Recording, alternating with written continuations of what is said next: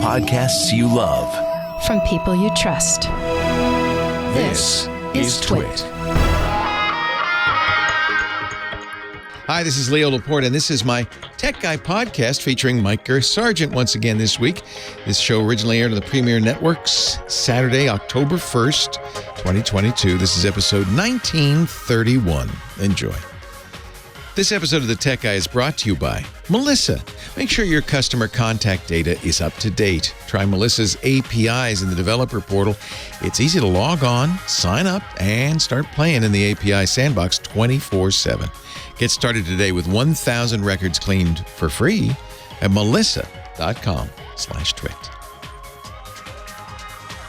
Well, hello. It's time for the Tech Guy Show. Hello, Micah Sargent. Good day to you, sir. All right, let's do the whole show in Dick Van Dyke's Mary Poppins Cockney accent. Righto. Hello. Chim chim cheerio. So, this is the show where we don't talk like that. No. It was Talk Like a Pirate Day recently, wasn't it? I hate that day. I hate it. If people go around going, arr. I don't think everyone forgets. So the only thing I ever hear is someone say, oh, today's Talk Like a Pirate Day. But I've not actually experienced people talking like pirates. Back in the day, before you were born, Talk Like a Pirate Day was a national holiday. Everybody go around with eye patches going, arr, arr, arr. But not anymore. It's kind of lost its... Was it invented by... I don't know. The greeting card industry. It was September 19th. That's one of the reasons I like it, because it wasn't. Clearly, there's no greeting card involved. It was created in 1995 by two guys from Albany, Oregon, John Bauer and Mark Summers, who declared September 19th is a day every year when everybody should talk like a pirate. They were Captain Slappy and Old Chum Bucket, they called themselves, during a racquetball game. Why is Wikipedia? Why? Hello, Micah Sargent. Leo Laporte here. This is the show where we talk about tech, all the computers, all the internet, home theater, digital photography, smartphones, smart watches. I got my Apple watch, my Ultra. It is monstrous, but I love it. It's big and beautiful. So we could talk about that. We could talk about anything on your mind. Yeah. What's on your mind? Robots? Robots are on my mind. So Elon Musk yesterday, I was really waiting because a year ago, Elon Musk at their big AI day, which is really more recruitment for employees than anything else. At Tesla's big AI day, Elon Musk said, we're going to make a robot and it's going to be humanoid and it's going to be the greatest thing ever. And in fact, he brought it out and it was some dancer in a costume, a robot costume. This year, he actually had a robot. He said, I don't want to put it through too many paces. It might fall over. What? But someday, everybody's going to have a robot just like this. They call it Optimus, as in Optimus Prime, which isn't that the scary robot from the Transformers? No, that's the good one. Optimus is good? Okay. Yeah. The other one is some sort of Decepticon whose name escapes me. Well, maybe they'll have a evil robot to make as well called the Decepticon. Anyway, he says it'll cost less than a car. But remember, Elon's always wrong. What car? Yeah, what car? Could be a Bentley. Yeah. We don't know. He says commercially available under $20,000 in a few years. Very, very vague. It is not, I have to say, there are companies like Boston Robotics who are much farther along. They have a robot that could do backflips, can lift boxes, carry them around, open doors for you. It's actually terrifying. Yeah, whenever you watch these robots actually do this, it is kind of frightening. And I do wonder if that kind of played a role in the way that they announced this thing where there were like 6 humans supporting it. It makes it feel less threatening. You know what I mean? You see this robot come out, but it takes like all a these feeble robot. Yeah. It's feeble. It's like, I could push it down at any time. It's a puppet. This is Elon right here. According to Tesla, A human worker uses 100 watts at rest and 500 watts when walking briskly. Did you know that? No. They use 500 watts. Optimus will be able to perform a full day run by a 2.3 kilowatt hour Tesla battery pack and 52 volt subsystem. Comparing apples to nothing. I was going to say, what the hell does that mean? Can you feed it a burger and it will do this? Exactly. And then Elon's final capping moment, he tweeted, he always does his best stuff on the Twitter. Naturally, there will be a cat girl version of our Optimus robot. You're giving me, what eye is that called? What's that eye? That is the I'm so done. That's what we call that. My eyes rolled back in my head. You know who else is done? Who's done? And it's making me mad? Google. Oh, yeah. I'm so mad. Yeah. Did you play that at all? Yeah. I bought an account and everything. Google, 3 years ago, announced a online streaming game service called Stadia. Mm-hmm. By the way, everybody else has one too. Microsoft has one. NVIDIA has one. GeForce Now. Amazon's got one. Actually, Amazon's is pretty good. It is. And the idea is on low and slow computers or phones or tablets, you can play high-end AAA hardcore PC games because all the work's being done at the home office, on servers. In fact, when you do it on Microsoft's, whatever it's called, Cloud Game Pass, you're playing on Xboxes in the cloud. They actually, because they make the Xbox, they put up a whole bunch of Xboxes that you can, in effect, log into. That's where all those Xboxes went. Yeah, I know. Microsoft. So the idea, I guess, is, well, if you have enough bandwidth, you don't have to do any work at your end. It streams, you press the up button on your controller, sends that to the cloud. The Xbox goes, okay, makes the move, and then sends the video back to you. But you have to have a lot of bandwidth. More importantly, you have to have what they call low latency, the amount of time it takes for your up button to get to Microsoft and then get back to you. If that's even more than a tenth of a second, it's no fun to play the game. Yeah, you'll notice. You'll more than notice. You'll get waxed by some 8-year-old. So playing at home. So anyway, it's a hard thing to do. Google did a weird thing. You had to buy the game for full price, and then they would run it on their servers. Apparently it's a flop because they killed it over January 1st. There's a guy. Oh, boy. You know this guy? No, I don't know where this is going. You never heard of this guy? Anytime you say there's a guy. Oh, boy. There's a guy who really bought into this whole thing, right? Stadia. And he played a game, which is a fun game where you're you're a cowboy. It's called Red Dead Redemption. Okay, yeah. Version 2. And he liked being a cowboy, I guess, because he really spent a lot of time, 6,000 hours. Holy moly. If you do the math, that's like 200 days, real days. Human days. 246 days playing this game. But then when Google kills it, this character that he created, oh no, disappears. Poof, poof. And he has to start all over again. What? Can't transfer it? Well, not according to the current rules. He's pleading, he's begging for Rockstar Games, which makes the game, to somehow give him an out. They need to. He says, you don't understand how seriously peeved I am. Along with a screenshot showing this is It's Color TV. He's a YouTuber.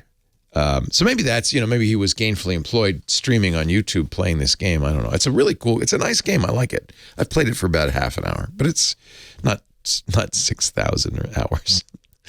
Rockstar Games, he pleads, please let us do a one-time character transfer. I'm begging you.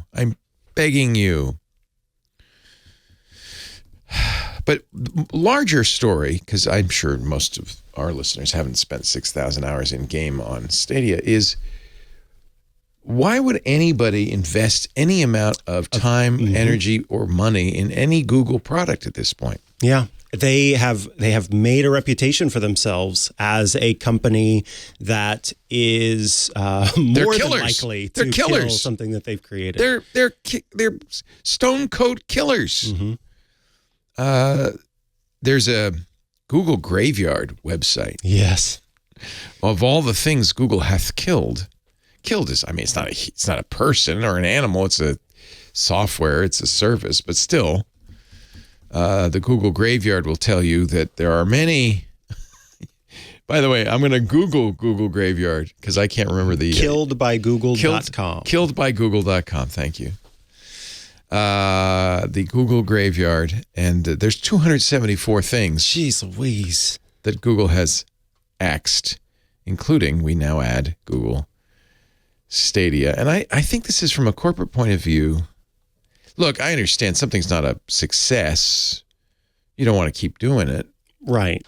You know, we do podcasts, and if a podcast doesn't grab an audience, you know, we sunset it. That's normal. TV channel network will kill a show if it doesn't do well, or a movie if they think it's not going to do well, like Batgirl. So these things happen, but I don't know. I think it's kind of bad for Google. Yeah, I mean, because of that reputation. So now whenever you're trying to make, especially with things where you require outside aid, outside interest, when you're trying to make deals, content licensing deals, or you're trying to talk to these different companies about, oh, yes, please do join us on this service that we're trying to launch because you'll make this amount of money in 5 years. No, we probably won't because we'll close it down in 2 years. Yeah, we don't trust you. Bruce Willis, who I love. Single-handedly bringing back Stadia. No. Oh, okay. This is a news story. Oh, okay. Page 2. I have a script in front of me. As you may know, it's very sad. He was diagnosed with a language disorder called aphasia. Okay. In fact, the last 4 or 5 movies he's been in, it's been like a little cameo part because he can't remember the lines. He can't speak the lines. So he announced this year he's going to retire. He's not working anymore. But his people just announced that he's sold his likeness to a company called Deepfake, which is a funny name for a company that does deep fakes. Ah, got it. He has sold the digital twin rights to his likeness for commercial video production use. This move allows him to digitally appear in future commercials, possibly even films. In fact, there's a Russian commercial in which he appears using the Deepfake technology. It's a cell phone commercial for Megaphone. It's on YouTube. You could look for it. I'll put a link. I'll tell you what, put a link in the show notes. Yeah. That's what we do. Can you imagine the length of that contract? So, you cannot use it for these things that I do not support. Hope. But he's not working, and you know what? He probably wanted a little something for his fam, a little extra something. So why not? I will do it. Isn't James Earl Jones doing something similar? He is the voice of Darth Vader, and he has agreed to let a Ukraine company, continue to make his voice in Star Wars shows, movies, TV. Again, faked.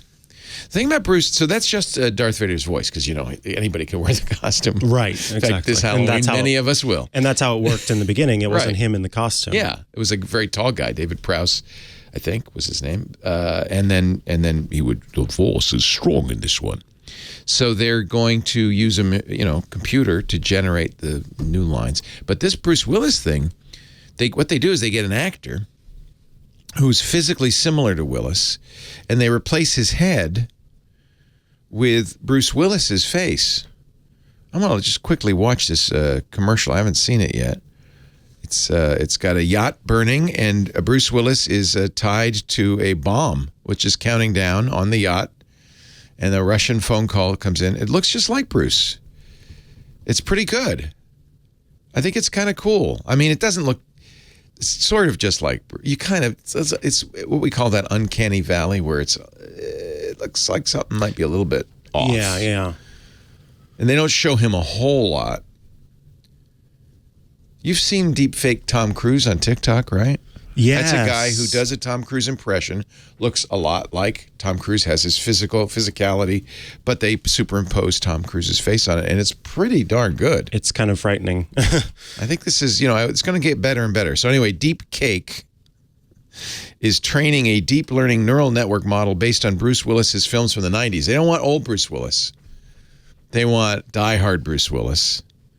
And then they can deep fake him from now on. Apparently, he's not fully giving up his rights to his likeness, but is allowing them to do all of this. Yeah. It's the first time any Hollywood star has said, you can make a digital twin of me, for work. And I presume there's a royalty that his family will get or he will get.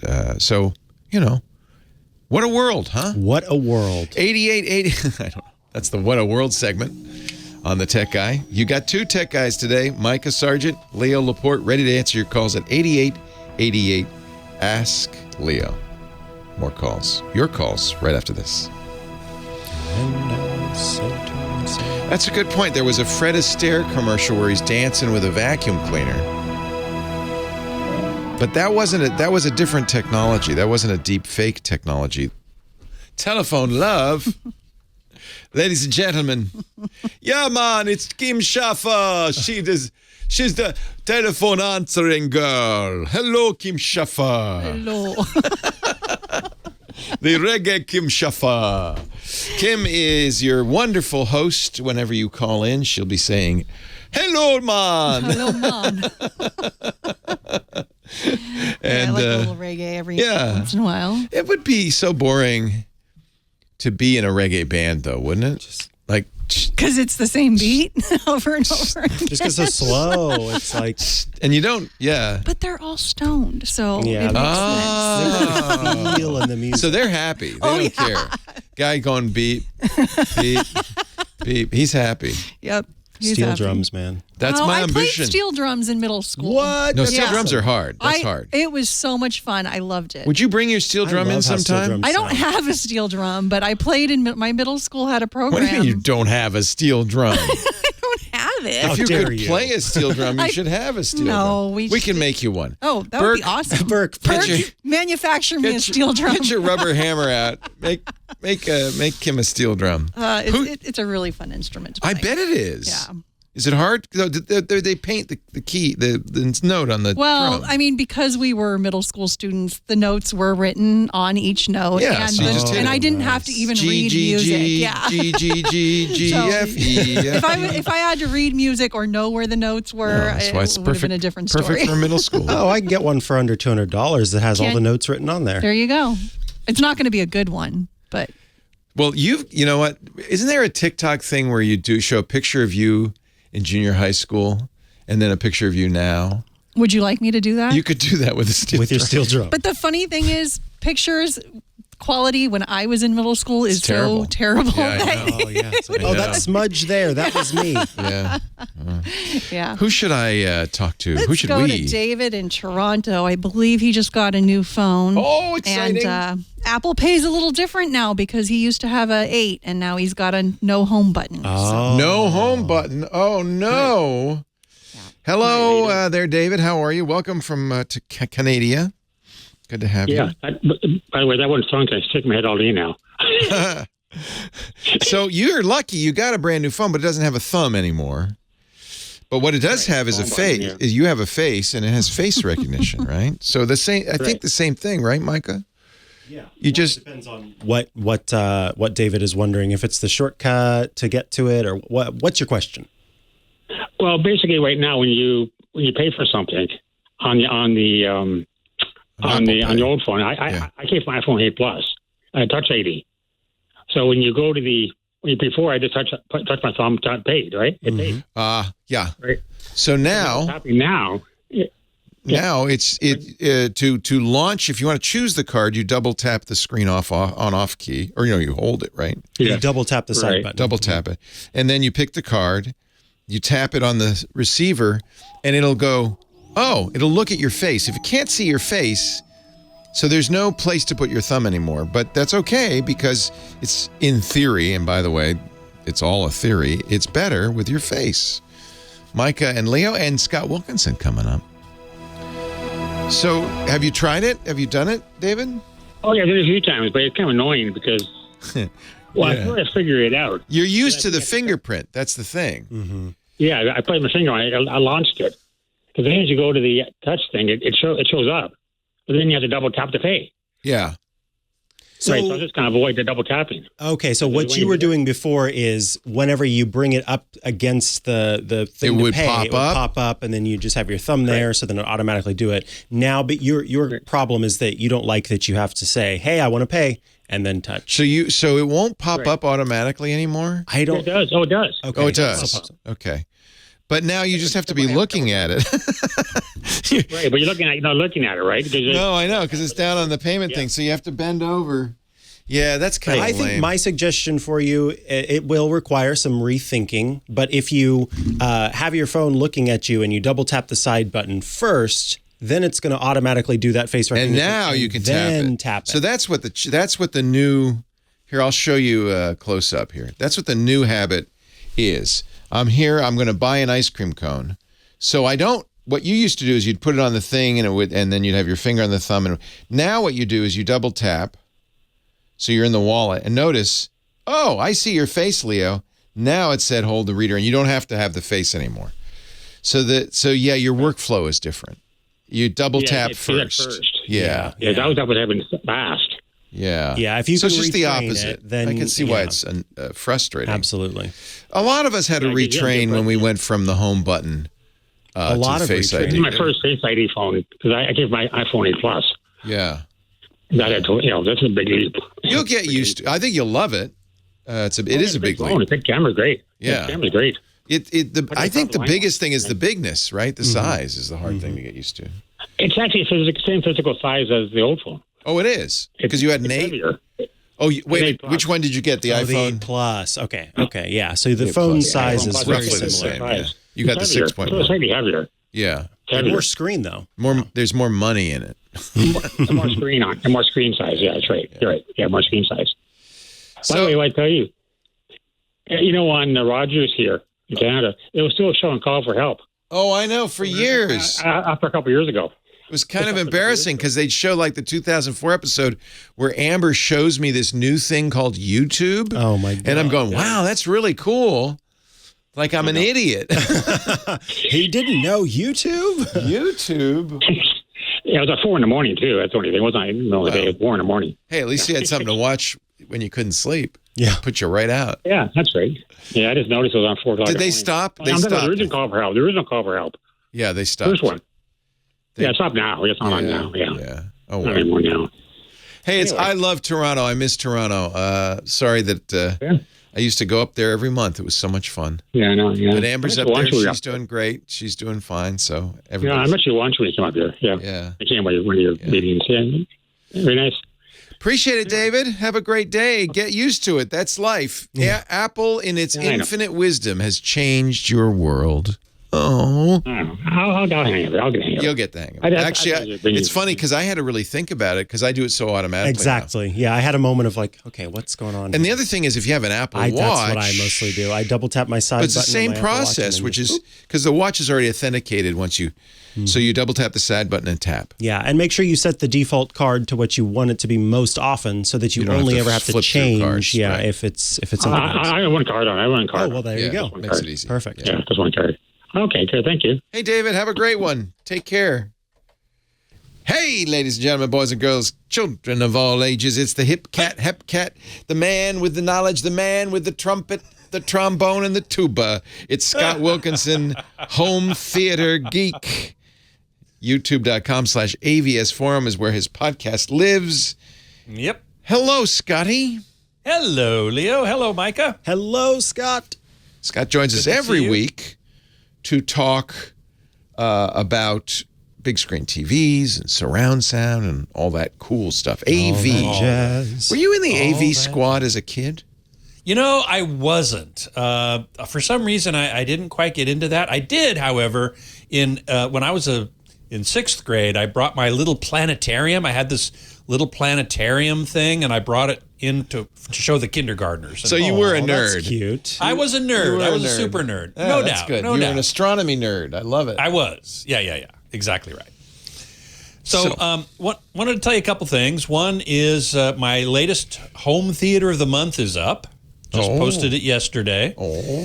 And the interesting thing about this one is that it's the home theater of the new editor of AVS Forum. Oh. So he's established his street cred. Yeah. Exactly. And what's interesting, and what I wrote about in the article, is that many of the editors that I know, and I know most of them now in the last 30 years of being in this industry, they don't build a a true home theater. It's what they have is more like a testing lab.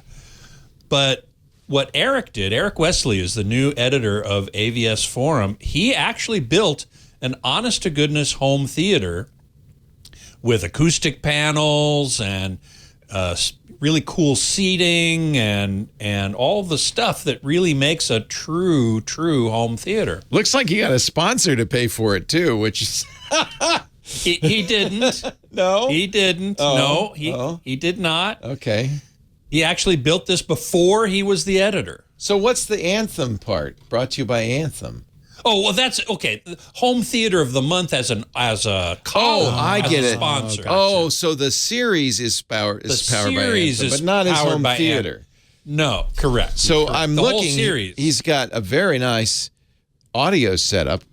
These are big, 2 subwoofers, not one, but 2 subwoofers. 2 subwoofers, which is a good thing to have. Believe me, it helps smooth out the bass response in your room. His speaker system is all Klipsch. Yeah, very nice. Big Very center nice. channel. Yep. And it looks like And he built it himself because he did. Yeah, a lot of work goes into this. Wow. Oh yeah, some serious work goes into this. Yeah. And one of the most amazing things is when you look at the final result, and then you learn how much he spent, under $30,000. Which, Well, there. yeah, $30,000 is a lot of money. Yeah, it's the median income for an American, but okay. But to get a room like this, Yeah. to have a true home theater that you and he and his wife are serious movie buffs. Well, he's the editor-in-chief of AVS Forum. I think that Correct. counts. Now, what projector did he choose? He chose the JVC NZ7, which is a 4K projector. JVC is the projector I would recommend, generally speaking.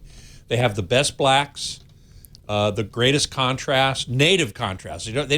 They do have now automatic irises, which close down in dark scenes and open up in bright scenes. Ooh, that's neat. But they don't even really need that.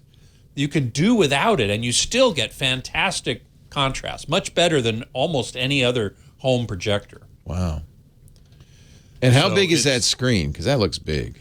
It's big. It's 138 inches across. So Wowza. really, when you say home theater in this case, it's a movie theater in your house. Correct. And that's what we try to focus on and feature in Home Theater of the Month. Yeah. Is something that's a real. He says in the article, he says, when he first got there, this room actually had been a home theater by the previous owner of the house. And he said he had a 115-inch screen in there, and that was too small. Oh, now I'm feeling somewhat inadequate, but okay. Yes, he wanted something bigger. I like it that he has stadium seating I in his know, house. right? The rise seating. Yes, yep. And that riser, by the way, you saw it earlier in a picture. He built earlier, it. If you're looking, Yeah. He built it, and it becomes a bass trap. I was going to say insulation inside. Yeah, I noticed Insulation inside means that it mitigates some of the bass buildup that happens at the boundaries of any room. So it's a trap, like it traps the extra rumbles. Extra bass, correct. Interesting. Does he have Atmos? He does have Atmos. He has 4 speakers on the ceiling. Oh, wow.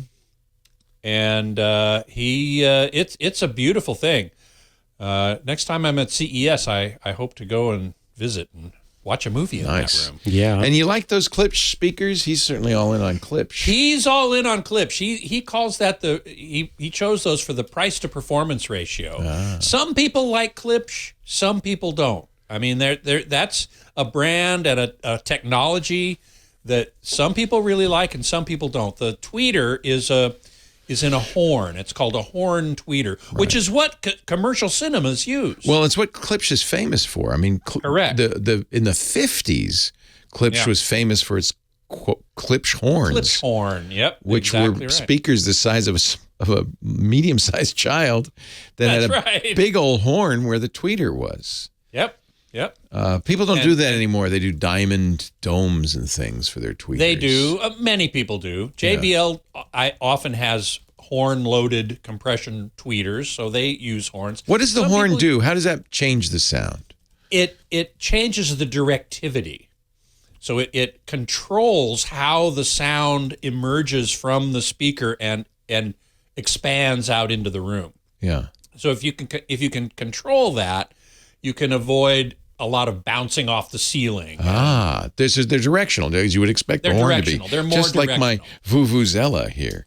So, exactly. I won't aim What it at have you anybody. done, Scott? No, I won't play it, I promise. Burke, our studio engineer, says Klipsch is fine for movies, but I don't like him for music. Is that true? Well, that is true. And in fact, in this article, Eric mentions that he was testing some Focal speakers. Oh, and he those said are those expensive French speakers. Super expensive. Yeah. He said for movies, he actually preferred the Klipsch, but for 2-channel music, the Focals blew the Klipsch away. Oh, interesting. Interesting. So, but 90% of the time in that theater, he's watching movies. He and his wife and his kids. It's a home love theater. Movies. Yeah. It's a home theater. For many of us, our home theater doubles as our music system. Yes, and there's a whole big debate in the whole community about can the same system work for both purposes? Yeah. And, for many of us, it has to. There's no choice. You don't have the room or the money to put a separate 2-channel system in somewhere else, or even in the same room. But if you can afford it, then you have this debate of should I have a separate 2-channel system? Interesting. So I have in our bedroom we have a 2.1 system, a subwoofer and left-right speakers, and we watch TV on that, and it sounds fine. That's fine. And it's very nice for music. I use talk about price to performance ratio. I use ELAC speakers, which have an even better price to performance ratio. They're maybe not as good as those Klipsch, but they sound pretty. But darn they're mighty fine. I mean, designed by Andrew Jones, one of the best designers. Well, I bought them because you told me to, actually. So you better approve of them. I hope you're happy with them. I'm very, very. No, in fact, I converted every room in the house to ELAC. I ended up. I ended up going ELAC. I figure, well, if I'm going to have ELAC, I might as well have ELAC.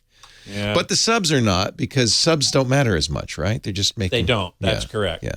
You want the speakers around you to be from the same manufacturer, ideally from the same line from the Yes, the they are. They're all debut 2s. Yeah. There you go. Yeah. I'm thinking seriously about putting debuts or ELACs in my theater when we move into our new house. Yeah. Scott Wilkinson, read more at avsforum.com. His home theater of the month for August 2022. It is quite a sight to see. Thank you, Scott. You bet. The well-equipped home will have both a home theater and an audiophile music listening room. Yes, okay, fine. I've heard of audiophiles who have a listening room with 2 channels and 1 chair. Yeah, right in the right spot. In the sweet spot. Yeah. I understand that. I do understand that. It's that unlike theater, they should which is have a communal experience. Sure. It's audiophile listening often is a solitary experience. They should have those to rent, because I would pay for to go listen to an album. Go to Magnolia. Go to one like Best Buy Magnolia, right? No. Yeah. No. I mean, it's set up better than they won't let you sit there anyway after a while. Okay. Listen to a whole album. Yeah. I have to hear Dark Side of the Moon all the way through to really understand if it's going to work for me. Right. Exactly. Oh well, that's okay. That's okay. Now I have to tell you, I didn't necessarily want to bring this up during the show, but have you guys heard of the new game that's sweeping the world? No, what? Pickleball? Trombone Champ. Trombone Champ. I don't think it's sweeping the world. I'm looking this up. Look it up, man. It's it's number on 15 Steam. on Steam. Trombone Champ makes a hit video game of an unlikely instrument. The New York Times. Oh, you should have mentioned this. This is your bailiwick. How Trombone Champ evolves from an inside joke to a viral success. IGN. Yep. Okay, I'm gonna get this on Steam. Let's hear it. Is there a lot of trombone music in it? No, you play the trombone.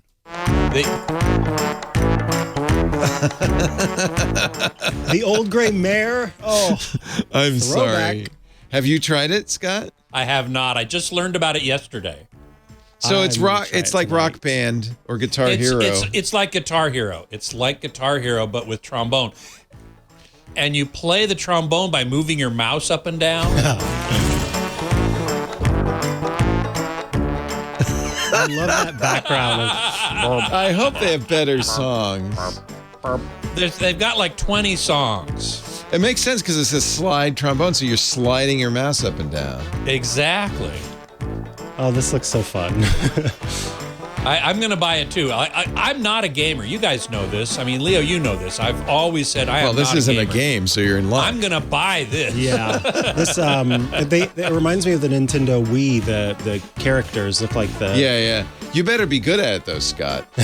Oh, well, I mean, I read an article from the bass trombonist of the Boston Symphony, or one of the big symphonies in the country, and he said he sounded terrible on it because, you know, you're not playing the mouse in the real world. Not, yeah, exactly. It's very different. So very tactilely different. So, you know, he said it was terrible. But in a way, the point is, you know, to sound terrible. Right. I mean, that's part of the fun, right? Yeah. That's what a lot of people are saying about it on, it's like you're laughing both with and at the trombone for being kind of goofy. Sounds like a lot of fun. Yeah. Exactly. $15 on Steam.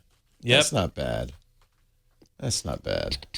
I thought that was pretty great. Yeah. How funny. That's hysterical. You know, because it's not an AV thing. I thought, well, I'll. Is there any trombone in modern music? Is there a modern song we can think of? That's a good question. Well, that has a trombone. Yeah, that you could play this song with. Well, that's a good question. 76 trombones. Yes, I don't know. There it is. Stars and Stripes Forever. Right. All right. Want to stick around for the top? Sure, happy to. All right. Thank you. Hey, I want to talk about one of our sponsors. We love these guys, Melissa. And if you're a business, you will love them too. Because you know what the worst thing in business is having an address list of customers, or it could be clients or suppliers, that's out of date. So that you're sending things to the wrong address, emailing the wrong person, calling people by the wrong name. None of that's good. Melissa is a leading provider of they call it global data quality and address management solutions. Poor data quality can cost organizations a lot, an average of $15 million every year. And the longer poor quality data stays in your system, the more it could cost you because, of course, data goes bad over time. People move, name changes, email changes. So it's accumulating. To make your business successful, your customer information has to be accurate. High quality data actually saves you money, and Melissa's the place to do it. There's another side to inaccurate data, poor customer service. I mean, the worst thing, somebody calls your customer service line, they're already frustrated, they're unhappy for some reason, and you address them as Mr. when they're a Miss. That's not good. Or you say, yeah, well, we have your address here in Florida, and they say, no, I'm in Idaho. That's terrible. You've had that happen, right? Mm-hmm. That's a company not using Melissa. Melissa recently partnered, this is a new feature they just added, with ID Pal to launch Melissa ID. Now, this is seamless contact verification in real time. There are a lot of reasons, legal reasons you might need to do this, for instance. There's anti-money laundering statutes, politically exposed person statutes, the Bank Secrecy Act, all of which might require you to have an authentication session. Melissa ID is a unique, fully customizable, out-of-the-box SaaS solution that can use a multi-layered approach: biometrics, face matching, liveness testing, address verification, document checks. You get to choose what you want for automated identity verification. If you're in a business where that's important, this is a really interesting solution. I think a really good idea. It's called Melissa ID.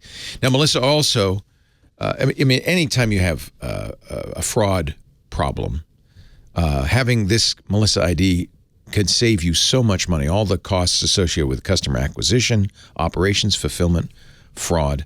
Melissa's 37 years in address standardization, correction, and verification. So important in this. This new app offers coverage of over 6,000 identification documents across 200 plus countries and jurisdictions. With Melissa, you reduce risk, you ensure compliance, you keep customers happy, you protect your data from decay. They have a database of 2.1 billion clean, validated records. That's how it works. It helps you with your compliance strategies. You can score and target customers with detailed demographic and firmographic data appends. You can complete customer records. You can add business names, missing names, addresses, phone numbers, and email addresses. And let me tell you, Melissa takes good care of your data. They undergo third-party independent security audits so that they are SOC 2, HIPAA, and GDPR compliant. I got to tell you, the other thing Melissa can do is fix your duplicate information. That can hurt your bottom line. I used to get 3 or 4 catalogs from Restoration Hardware. The big, thick, beautiful color catalogs, same name and address, same catalog. Like, that's completely wasteful of money, right? And trees. Well, if they had been using Melissa's data quality suite, they would eliminate clutter and duplicates.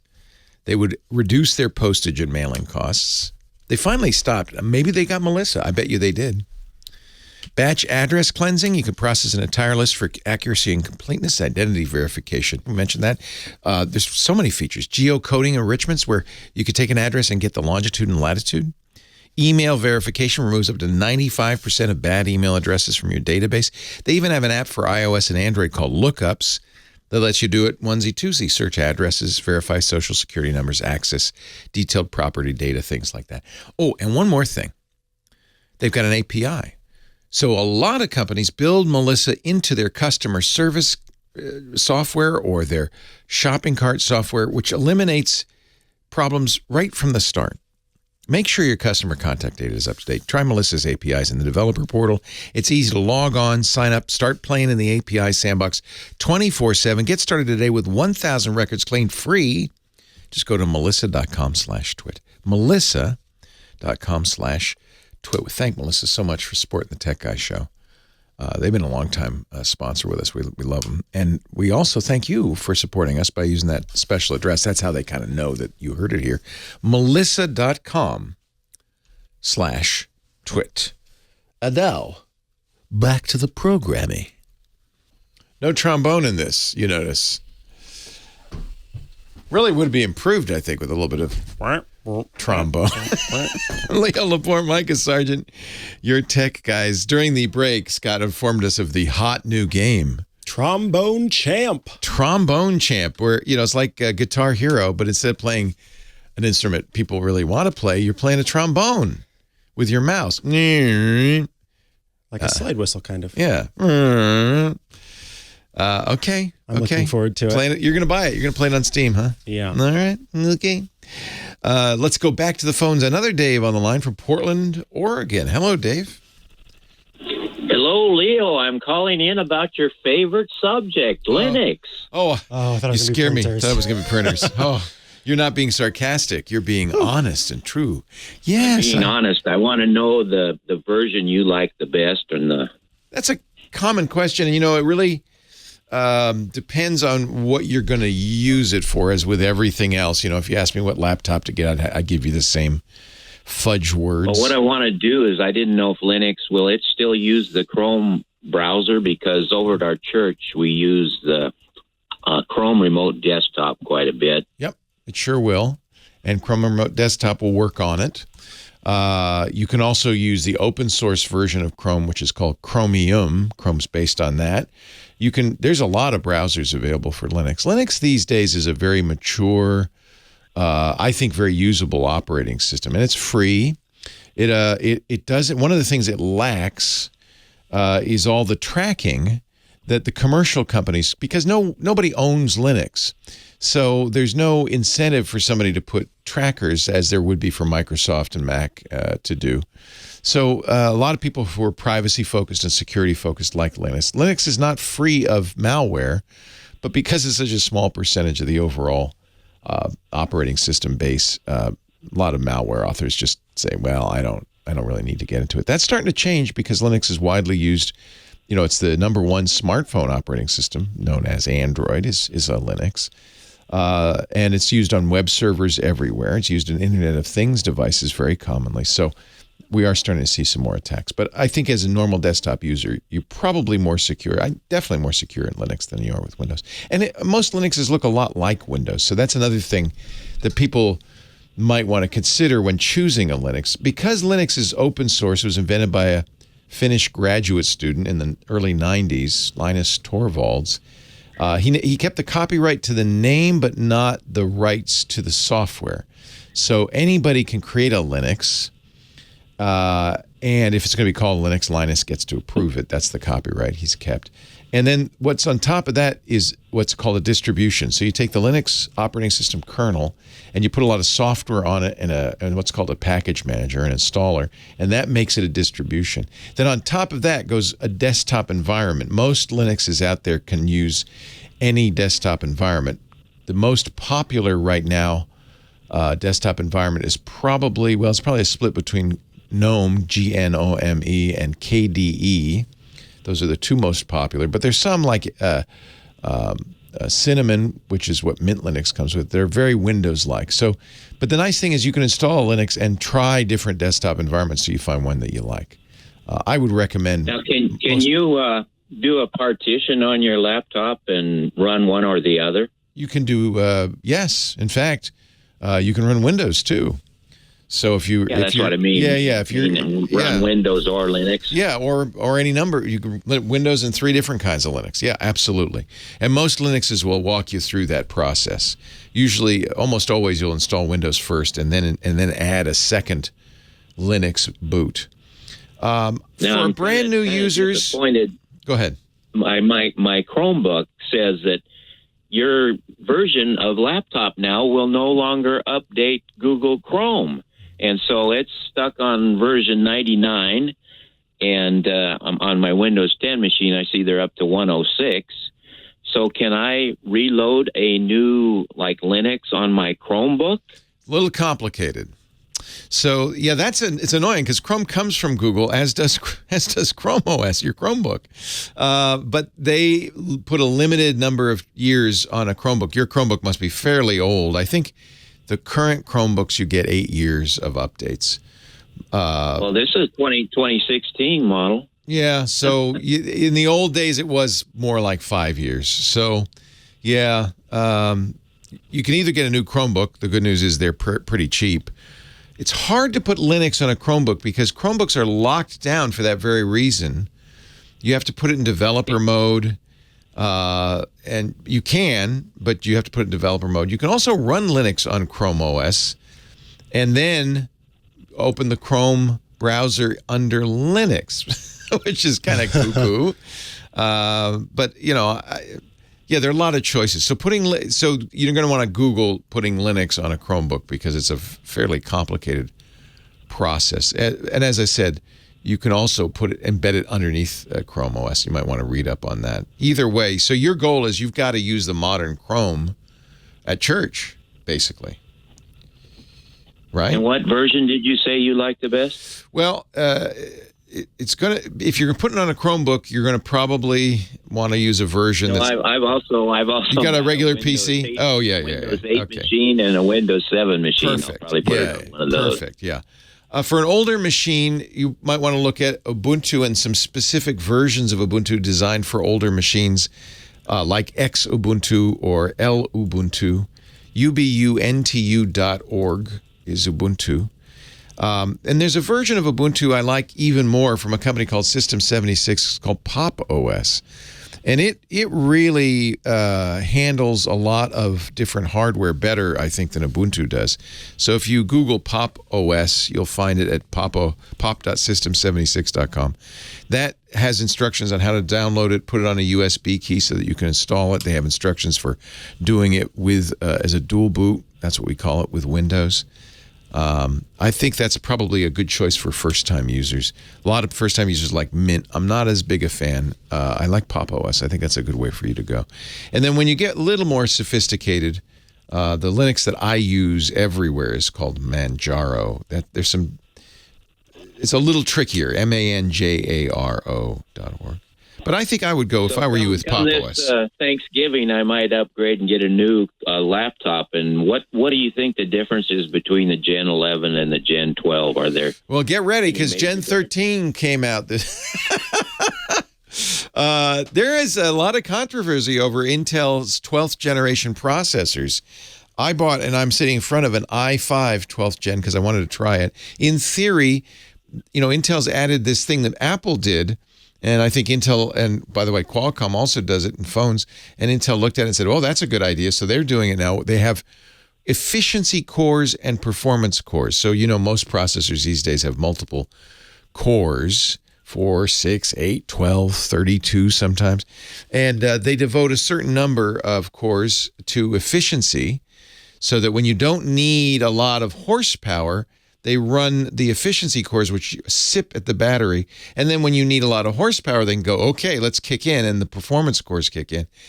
I think that's worth getting a 12th gen over the 11th gen, which does not do that.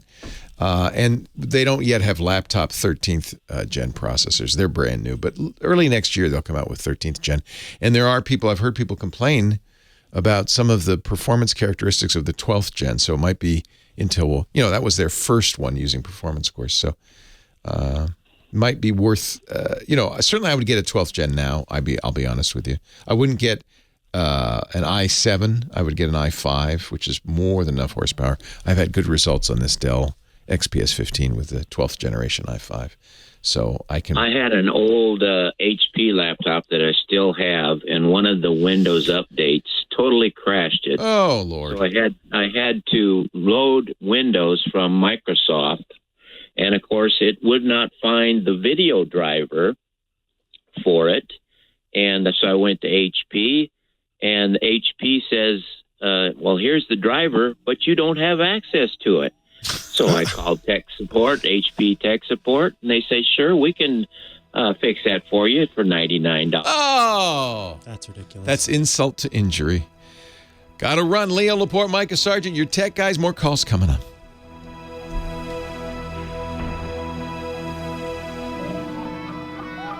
That's frustrating as double HE double hockey sticks. I wouldn't buy another HP laptop in that case. No, I think any HP laptop under $500 is crap. Yeah. The high ends, I really like. I had a Spectre 360 I liked a lot. And I think they're pretty good. But that is, they do that kind of thing with the printers, Maybe this is the new way to make money is like, well, we'll do it, but it'll cost you $99. It's like, come on. And I even just got one off of eBay because it had a 2-year guarantee on it, and it was a refurb. And sure enough, they had to reload Windows. And so when I got it, you couldn't get any audio out of the HDMI jack. And so I returned it and got my money back because I wasn't going to go through that with HP again, even though it was only 1 year old. Yeah. You like the Chromebook, though, don't you? Yeah. At least there's that. Well, that's what really makes me sad is this Chromebook. It's got an i5 processor, and now it says you can't update the Google Chrome anymore. You can't reload the new Chrome operating system on these either. You can. Google bought a company called Neverware that does. Yeah, that one. Yeah. Yeah, that works. It's worth a try. It doesn't work everywhere. It doesn't always work, but I honestly think that's a good idea for making something in a Chromebook. Yeah, they call it Chrome OS Flex.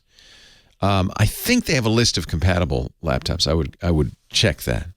Hey, got to run, but I hope I helped a little bit there. It's a lot of technical mumbo jumbo. Thank you, sir. Hey, a pleasure. Thanks for calling and listening. All right, Scotty.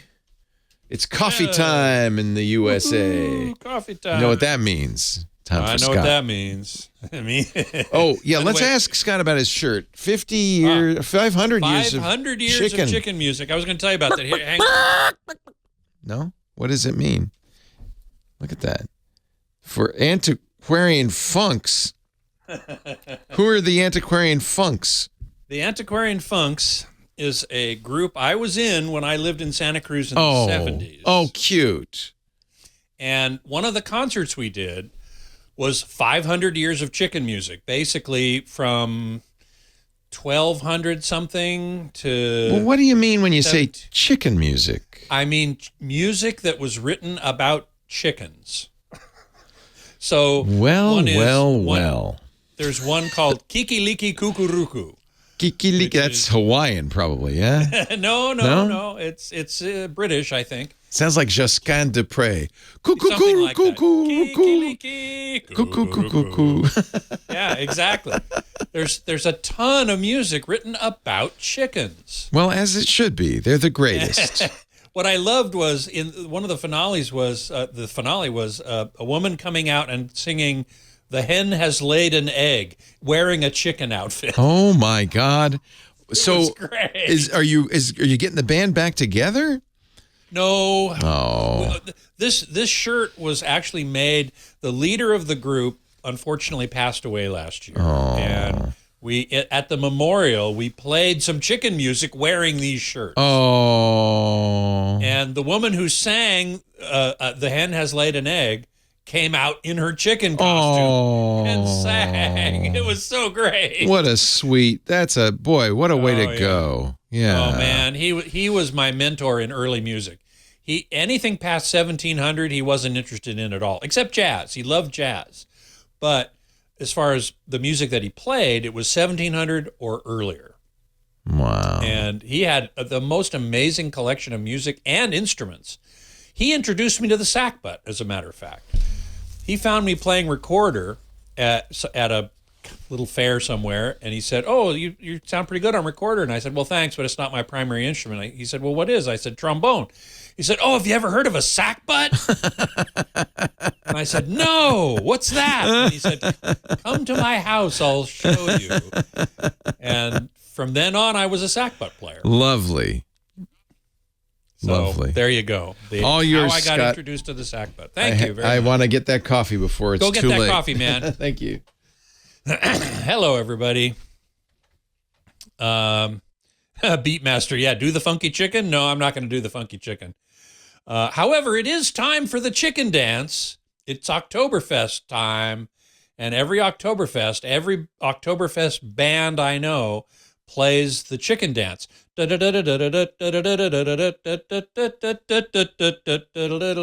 everybody in the hall is doing this. So there's another example of chicken music. It's after 1700, but the chicken dance is a great part of Oktoberfest. Let's see. Sweedlepipe says the Sony A95K won the European version of the TV shootout, as it did the American version. Tom Norton, my friend and fellow reviewer, is doing the A95K for Sound and Vision. And I'm going to call him later this afternoon, just see how he's doing with it. Cycling Coast Aloha. Thank you very much for your kind words.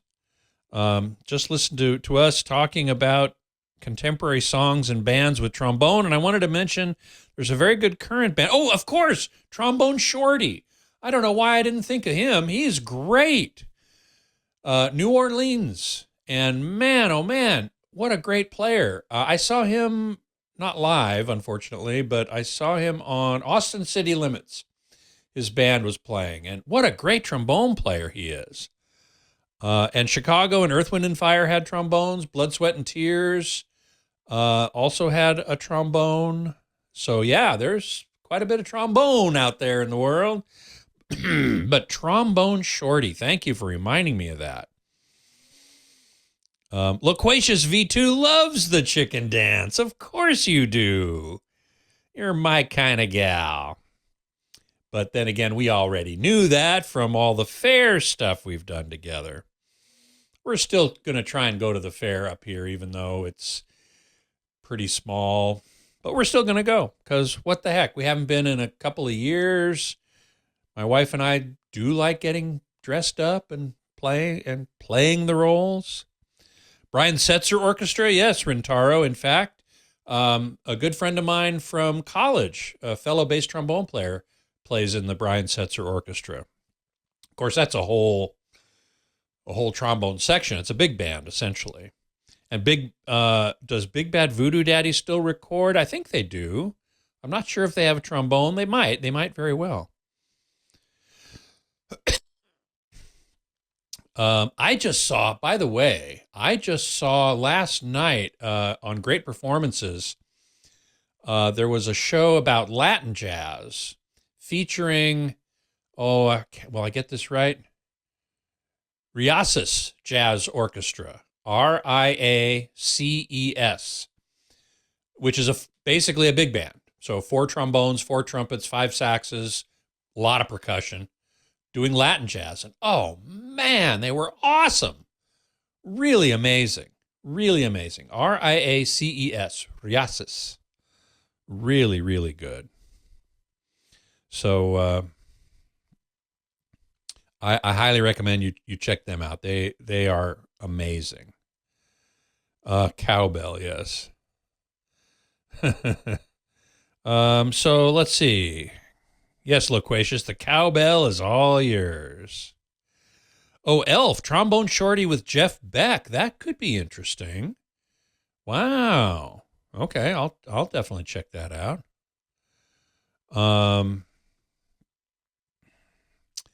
Let's see. Anybody got any questions for me? Oh yeah, Loquacious saw the launch last night from Vandenberg. I'm jealous.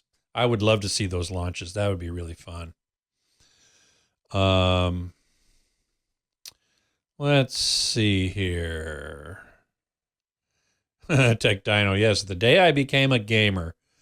Yeah, I guess I'm not going to say I'm a gamer from playing the trombone game, but Thank you, Scotty. Oh, indeed. By the way, recent trombone Shorty. Trombone Shorty. Yes, from New Orleans. Look him up. I will. Rock and roll, man. I think there were ska bands were big, and they had a lot of trombone in them, too. Well, hey, how are you today? Leo Laporte, the tech guy. Time to talk computers, the internet, home theater, digital photography, smartphones, smart watches. We got the expert here in many things, certainly all things iOS. He's the host of iOS Today, Mr. Micah Sargent, Tech Guy 2 as well. Also, 8888 Ask Leo is the phone number. Mike is also, I think you're rapidly becoming more of a Windows expert than I am. On my way there, for sure. Because I don't like Windows. Yeah, I don't mind it. I don't use it every day, but I don't mind it. Yeah. Yeah, I'm sitting in front of it right now. I mean, it's fine. It works all right. I just feel like people who use Windows, unfortunately, have to become security experts in some odd way. Yes. And I don't know if that's a good thing for most normal people. You heard our last caller who's like, all the ins and outs of Windows end up getting to you in the long run. HP wanted to charge him $99 to upgrade his driver. Come on, man. 1,000 cuts. Yep. Dennis is on the line from Marina Del Rey, California. He's our next caller. Hi, Dennis. Hey, I don't know if I call in to get your great technical advice or to listen to that gorgeous laugh from Kim. So. I know. Kim is an attractive nuisance. Wait a minute, that's wrong. Yeah. Hey, by the way, I owe you big because you and Scott helped me pick out the big Sony TV for my wall, the 77 A80J. Oh, Scott's still here, so let heap the praise upon him. I didn't have anything to do with it. So you got the Sony that was picked as the best TV at the No, it's the regular OLED, but it's a 77-inch. So big. Yeah. Tell us all about it. Really nice. You love it, Dennis? I love it, and I need your help again. I've talked to you before. I'm the photographer and the ham radio or ex-ham radio operator, but I'm the photographer, and you put my name out there, and I helped a lot of people free of charge, giving lessons, and really enjoyed inspiring them to get into photography. That's wonderful. Thank you, Dennis. Thank you. No, but you're a great service. I have had the Asus monitor for about the last 8 years. Surprise it lasted, but it was 2560 1440, and it just went out on me, and I can't do any more video editing or photography editing. I'm using a Samsung 27-inch television. It's 1920 by 1080. Yeah. HD's not. You need 4K, my friend. Yeah, I was looking at one, and it was the LG 27 UP850W. That's a very nice TV. It's only 27 inches, though. Right, no, I mean, not a TV, a monitor. Yeah, no, I know. I misspoke, yeah. Okay. So I'm wondering, is that a good one to get? Or I don't want to get something I always try and get as good as I can afford. And, even if I have to kind of stretch a little bit because I want it to last for a while and I want it to be good. How much was the LG? LG is about $450. So that's a 27-inch. I honestly think you might do well with a little bit of a bigger monitor. I don't know. It's up to you, but I think 27, which is what you're used to, is kind of old school. Nowadays, a lot of us are going to 32-inch monitors. Okay. And there are certainly some very good 32-inch, plus their UHD, which I think that LG is. Does it have Ultra?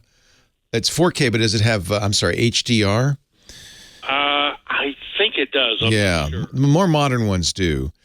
I'm a big fan. I mean, you certainly, your price is pretty good. Dell has similar monitors, might be a little bit more expensive.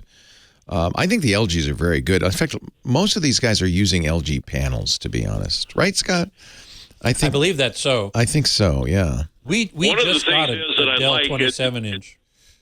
It adjusts vertically, which I like. I need to do that. But it also will go vertical, where you can... Yeah, rotates. Yeah. Now, the Asus did that, but I never used that. I probably should have, but I never did. Yeah, I don't. Windows will understand it when you do that.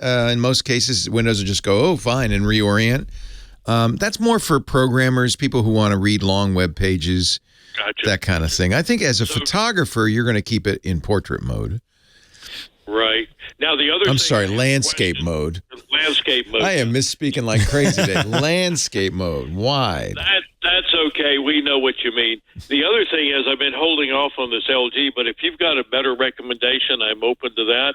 And then the other thing is I'm using the TV for right now, so I'm wondering if I should hold off till Black Friday, to get something or... Well, first of all, Scott, you were saying you have a Dell 27 you like a lot.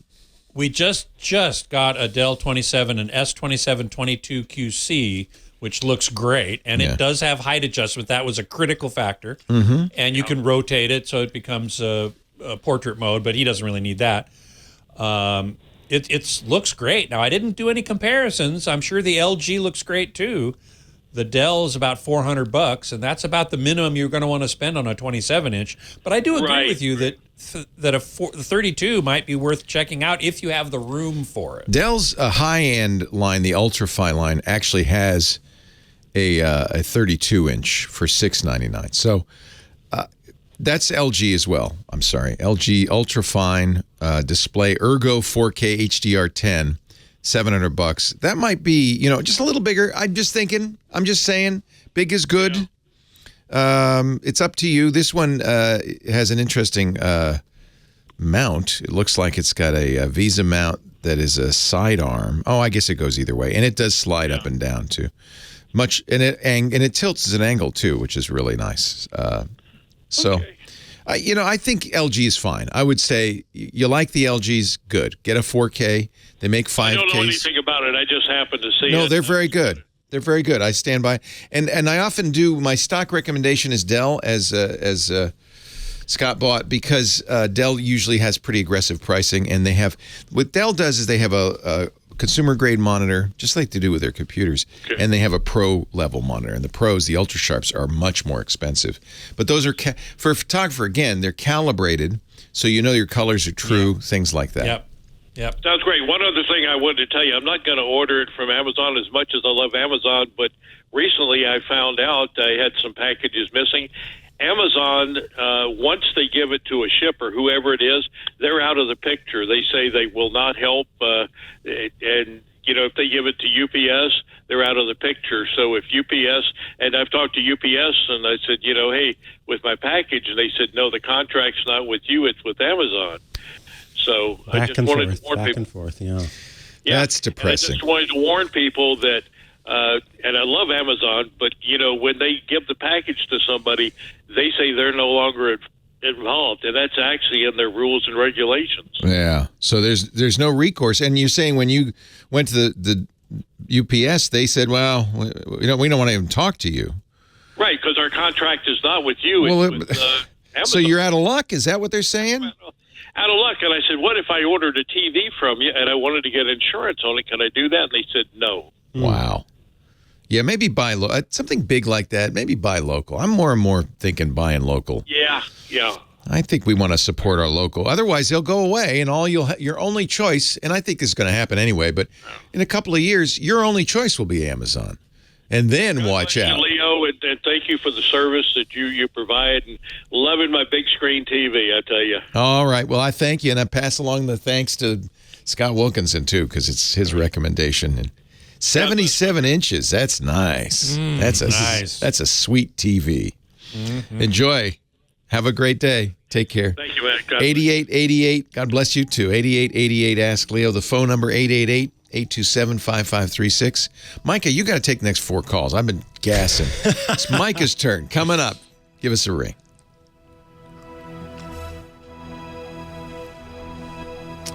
Thank you. I'm glad you were still here.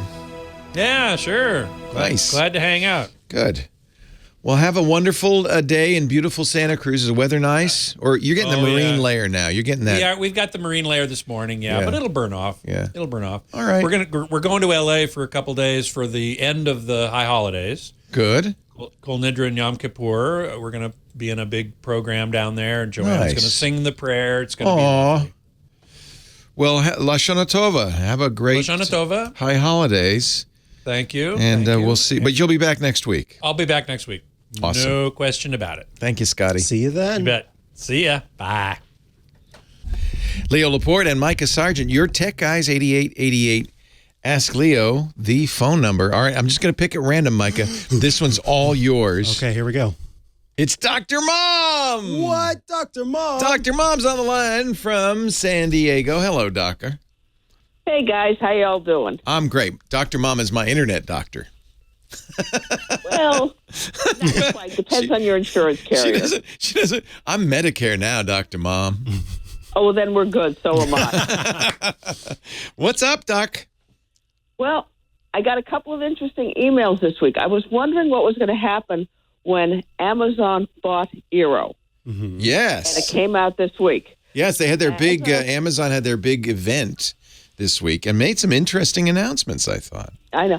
One of the big ones is they're going to be the new Echo 5s are going to come with an Eero beacon built into it. Isn't that cool? I love it. So if you get an Echo, so if you have an Eero base station, you might even have other beacons, and you want to extend the internet with it, you don't have to buy an Eero device. You can buy these new Amazon Echo devices and get kind of the best of both worlds.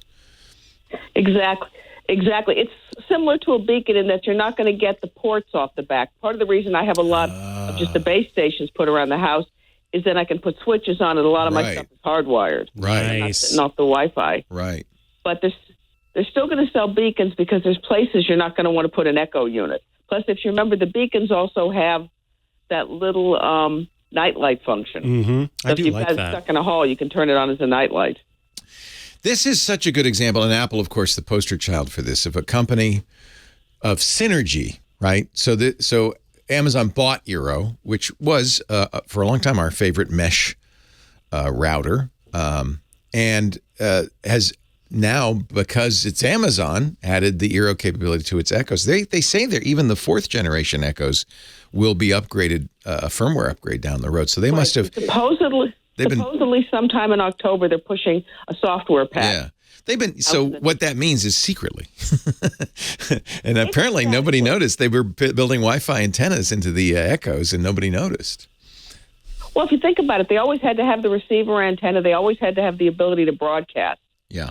So sticking one more bandwidth in it is a big deal. Now, the other thing, the email I got today, they're finally end-of-lifing the first-generation Eeros. Oh, really? Interesting. So if you have an old one, you're going to have to replace it?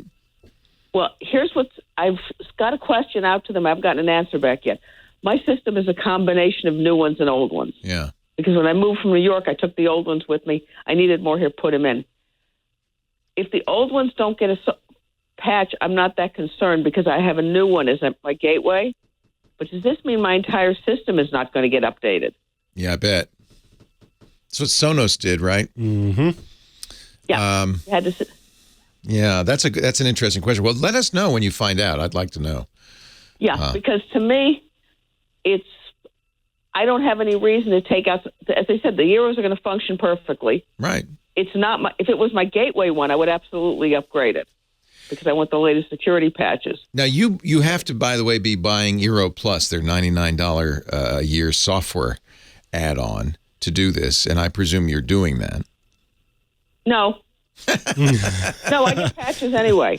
Yeah, but you won't get all the fun features.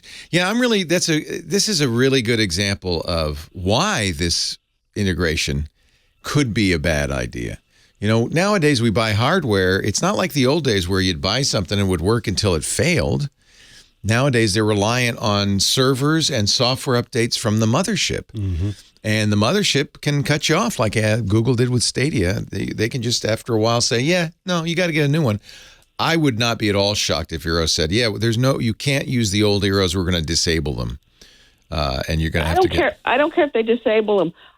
But if they don't, I want to make sure the rest of my system, especially my gateway. You want to keep updated. Yeah, and that's a reasonable question. I bet you they will, at least. I would hope. Why wouldn't they? Unless, again, it would be at a commercial interest to force you. The other thing they added on is they're now going to be this is part of the premium package. They will store your system settings in the cloud. Okay, so that way if you get a new device, it will automatically bring those over. Amazon does that anyway when you get a new Kindle, right? Unless you say otherwise, it's going to be set up for you. Have all your books on. It's one thing if it's a Kindle. It's one thing if it's an Echo. I'm not sure I want Amazon or anybody else saving all the special settings I have in my Ethernet, my Wi-Fi and Ethernet system. Right. Yeah, that's fair. More and more they're doing that. Dr. Mom is our Echo expert. Thank you, Dr. Mom. Okay, well, thanks. When I find out that answer, I'll send you an email.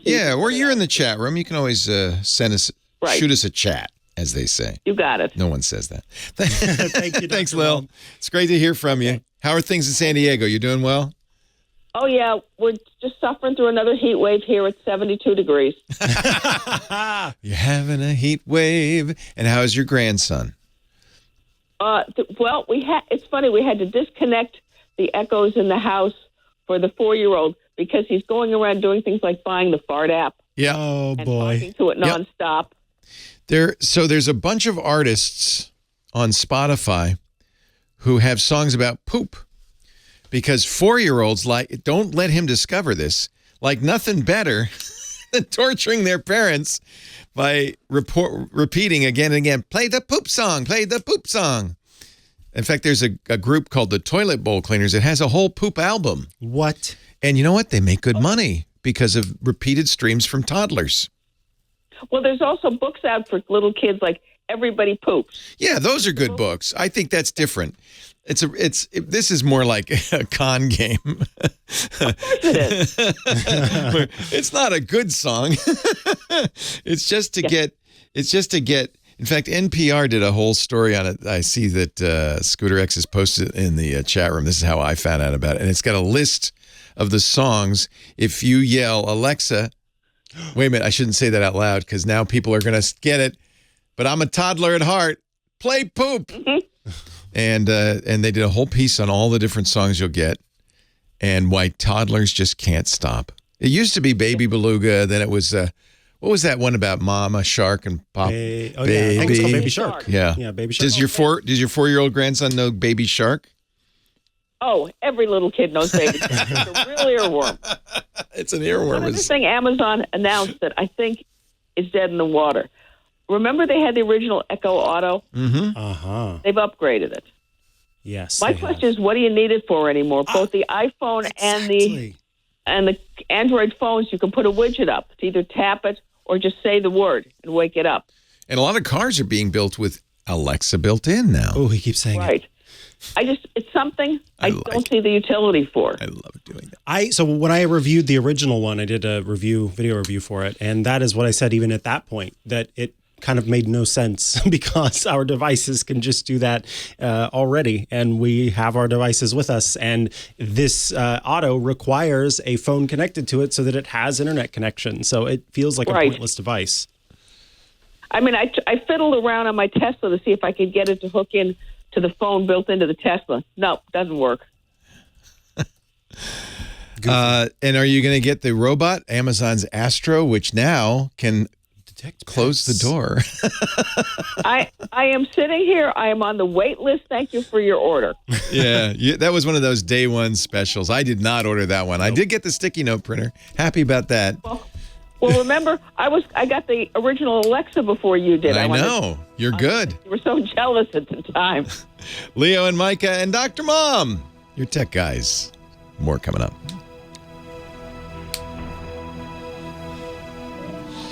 Did you see anything, Lil, that you thought was exciting? I'm looking at, I have 2 of the really first-generation hockey puck Echoes that I'm thinking about upgrading. If I do, I'll probably go to a 5 just to have the ability to turn on the beacons if I want to. That's amazing. I mean, because I have Echoes in every room, and that would be, like, incredible, nice to have right? more. Yeah. I'm excited about the As long as they don't Scribe. get rid of the beacons, because right now, for example, I'm in a hacienda-style house, which means I've got a courtyard surrounded by rooms. Okay. And I have a utility room out there that's the closest to my doorbell and some of my exterior lights. So I stuck a beacon in there to boost the Wi-Fi signal. I don't need to put an Echo in there.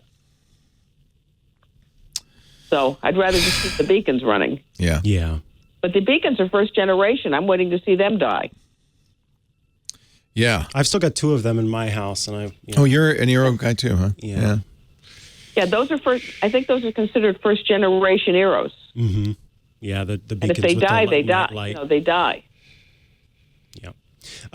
I'm looking forward to the Scribe. I think it was. I want to see a company that's been doing e-ink displays for so long. Well, you played with my Remarkable 2. I love the Remarkable 2. Yeah. I really am still using that. You did not so much. I didn't. And what's interesting is I thought about it. The times when I find myself really wanting to be able to make notes and do all that kind of stuff is whenever I'm reading a book from, it's typically coming from Amazon. Right. So now to have that opportunity or option rather to do that while I'm looking through different, trivia books and who knows what, I think it'll be a lot of fun. He's been everywhere, man. Johnny Jett, our traveling guru, helps you better travel with tech. Joins us every week to talk about traveling. Hey, JJ. Hello. How are you guys doing? We are great. How are you, Micah? I'm doing great. He's great. Yeah. Thanks for asking. We're all great. Yeah. Good. I just got back from Catalina Island for a couple nights. Now, do you take a boat to get out there, right? You take a ferry. It's about an hour and 15 minutes. 23 to 26 miles across. There's multiple places you can do it. We did Catalina Express and stayed at the Blanca Hotel. It's awesome. I mean, it's just such a great little getaway. It's my wife's birthday a couple days ago, and it really feels like a world away. It's only an hour. I've never done this. I always wanted to do it. Is there a better time of year to go? When's the best time of year?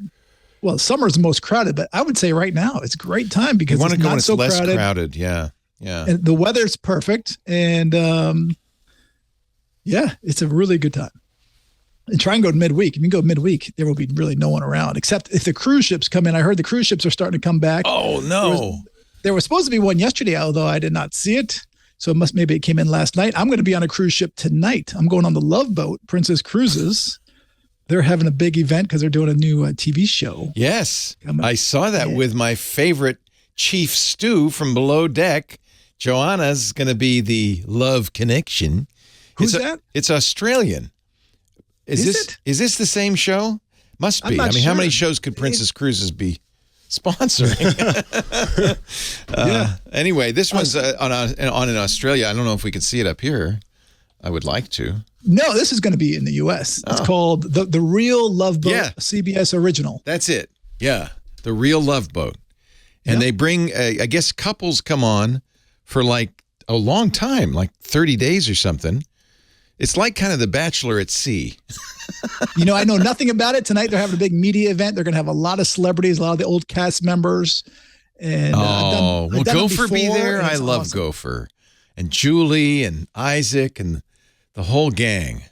Yes. It's going to be great. Unfortunately, Captain Steuben no longer with us. Yeah. Yes. I think the American one has a different cast than the Australian one. American one has Jerry O'Connell and Rebecca Romine in it. Right. They're husband and wife, aren't they? Yeah. So I guess it's another one It must be, because I haven't heard the Australian one. Yeah, there's one on Channel 10 in Australia called The Real Love Boat. So interesting. Well, it's funny because I love watching some Australian shows. If you ever go down to Australia, actually, sometimes you can see it here. The Border Patrol is the best show. Where you watch travelers coming in and if you've been to Australia, you know how strict they are at the border. Oh yeah. And to watch it on TV is just it's exciting. Yeah. And nerve-wracking. So cool. So you get how long? 2 days on the Princess? No, you know what? I'm actually only going on for a few hours to do a little preview, interview some of the stars. Oh, fun. And so hopefully I'll have some good content tomorrow. So this is going to be on CBS and Paramount Plus, their streaming channel, premiering Wednesday. See, I gave him a nice plug. Maybe you can get Julie to call me. You know what? I will try and get her. I've met her. I've met her multiple times. She's really nice. Oh. And my wife, when she was a kid, her parents wouldn't let her watch The Love Boat on Saturday nights because it was too sexy. It wasn't that sexy. It wasn't. Yeah, I watched it when I was like 17 or something. No, but it was kind of a hookup thing, right? But that actually was one of the reasons what got me into travel. It just fascinated me. And these days you look at that old ship. That was such an old looking ship, but back then it was so state of the art. Right. Now it really would look like a barge. Cruise ships. It seems like they scrap them after not very long. They do. Unfortunately, they do. Some of them after 20 years. I think they just scrapped one recently that wasn't even that old. So not like airplanes then. Because those stay around. They keep them going forever, right? Yeah, they keep going. Why do they scrap them? What do they do? Well, they don't necessarily scrap them. They sell them to a lesser cruise line. Oh, yeah, you can Google it and you'll see it. I think there's a place in Turkey where they'll cut them in half and just. Oh wow, they scrap them. No, they scrap them. Cut them in half and see if there are fossils inside. Yeah, and sometimes there are. You never know what you find in there. I sailed on a boat a few years ago that they cut in half and put a middle part in and sewed it back together again to make it longer. Yes. That was was it called the Titanic? That sounds no. That just happened recently. Yeah, it was a Silver Sea ship. No, that was Windstar. Windstar did it too. Yeah, but a Silver Sea I think did one, or maybe it was Seabourn. Somebody. Anyway, yeah, they are. You saw that the world's largest cruise ship is too big. They couldn't get a buyer, so the Global Dream 2 cost $1.5 billion to build, and that's it. That's they're done. One they're scrapping. Yes, they're scrapping that's the one. I do. Yeah, that is a waste. I didn't say it because I wasn't sure, and I was just like, "How could they really just do that?" I mean, they couldn't find a buyer. Well, it's so big. I think it was 8,000 passengers. That's more than And that's without the crew, because these new ships do have 8,000 total people on them because there's crew and passengers. Right. No, this was Global Dream 2 was 9,000 passengers. You don't want to be on a boat with 9,000 people. And this means with the crew, there must be another couple of thousand at least. It feels like you're on a Vegas. It's like a casino. city. Yeah. It's a Vegas hotel resort. Yeah. Floating. Too big. Listen, sometimes they're fun. So I am starting to think maybe the river boats are the way to go. Those are of 100 to 200 people, small, they move slowly. And unlike a cruise ship, which is going to destroy Catalina, when the 5,000 people get off all at once at Catalina, that's not going to be any fun for anybody. Well, I asked a local about that, and they said, we love the tourism, the business, but it's good business. It's crowded. Yeah. So that's why I'm telling you, check. That's a good tip for anywhere you go, by the way. If you're going to a small place like Catalina, check and see if they're having cruise ships come in, because you want to avoid those days. Don't go nowhere near that. Yeah. Yeah. It'll be difficult to get a chair, a cabana, or whatever you're looking for, or a restaurant reservation, especially during the day. What else is going on? Are airlines still having these scheduling issues, or have they settled down a little bit? No, they still are. Amsterdam came out this week saying they're going to cut capacity till April. So unfortunately, they're still having some issues. That's to the beautiful Schiphol Airport. Yes. Yes. And that was one of the best run airports in the country or world. And now, I mean, they're really taking a hit. I think the CEO just got let go, or he resigned. But and actually, I just put in the chat room a link to a great website where you can plan your fall foliage trips. Your fall foliage trips. Yes. I want to do about this once before. SmokyMountains.com. Yeah. And they have a link. It's not just for the Smoky Mountains. I've never been to the Smoky Mountains, but they can do it for the whole United States. It shows you, when, and now is the time to start planning, because The leaves are starting to change on the East Coast. They call it leaf peeping. Yeah, I mean, you grew up in Rhode Island, so you know how beautiful I know. It's it beautiful, is. especially if you're near woods where all the trees have changed and you get yellow and red and green all mixed together. You feel like it's very special. So what time this year are we expecting? Because it changes, right? It does change. Yeah. And so, they have a little slider at the bottom of it, and I'm doing it right now. It's saying October 17th is going to be almost past peak in Connecticut and Rhode Island. No kidding. Oh, well, that's actually, bummer. no, it says near peak in Rhode Island. Okay. Yeah, I've always wanted to do, because Lisa grew up in California. She doesn't know about this riot of colors that happen. I think it'd be so fun. They have it in parts of California, but it's not as. We have you need deciduous trees, my friend. Deciduous, that's the key. That is a good word, too, by the way. The word of the day. Deciduous. Deciduous. That means those are the trees where the leaves fall off in the winter. And that's why this riot of color is happening, because the temperature's changed and the sap cuts off and it's the all leaves. About the chlorophyll. Yeah. Baby. Yep. That's like he said. And speaking of that, by the way, I just booked a ticket to go late October to New York to go see my dad and do an event.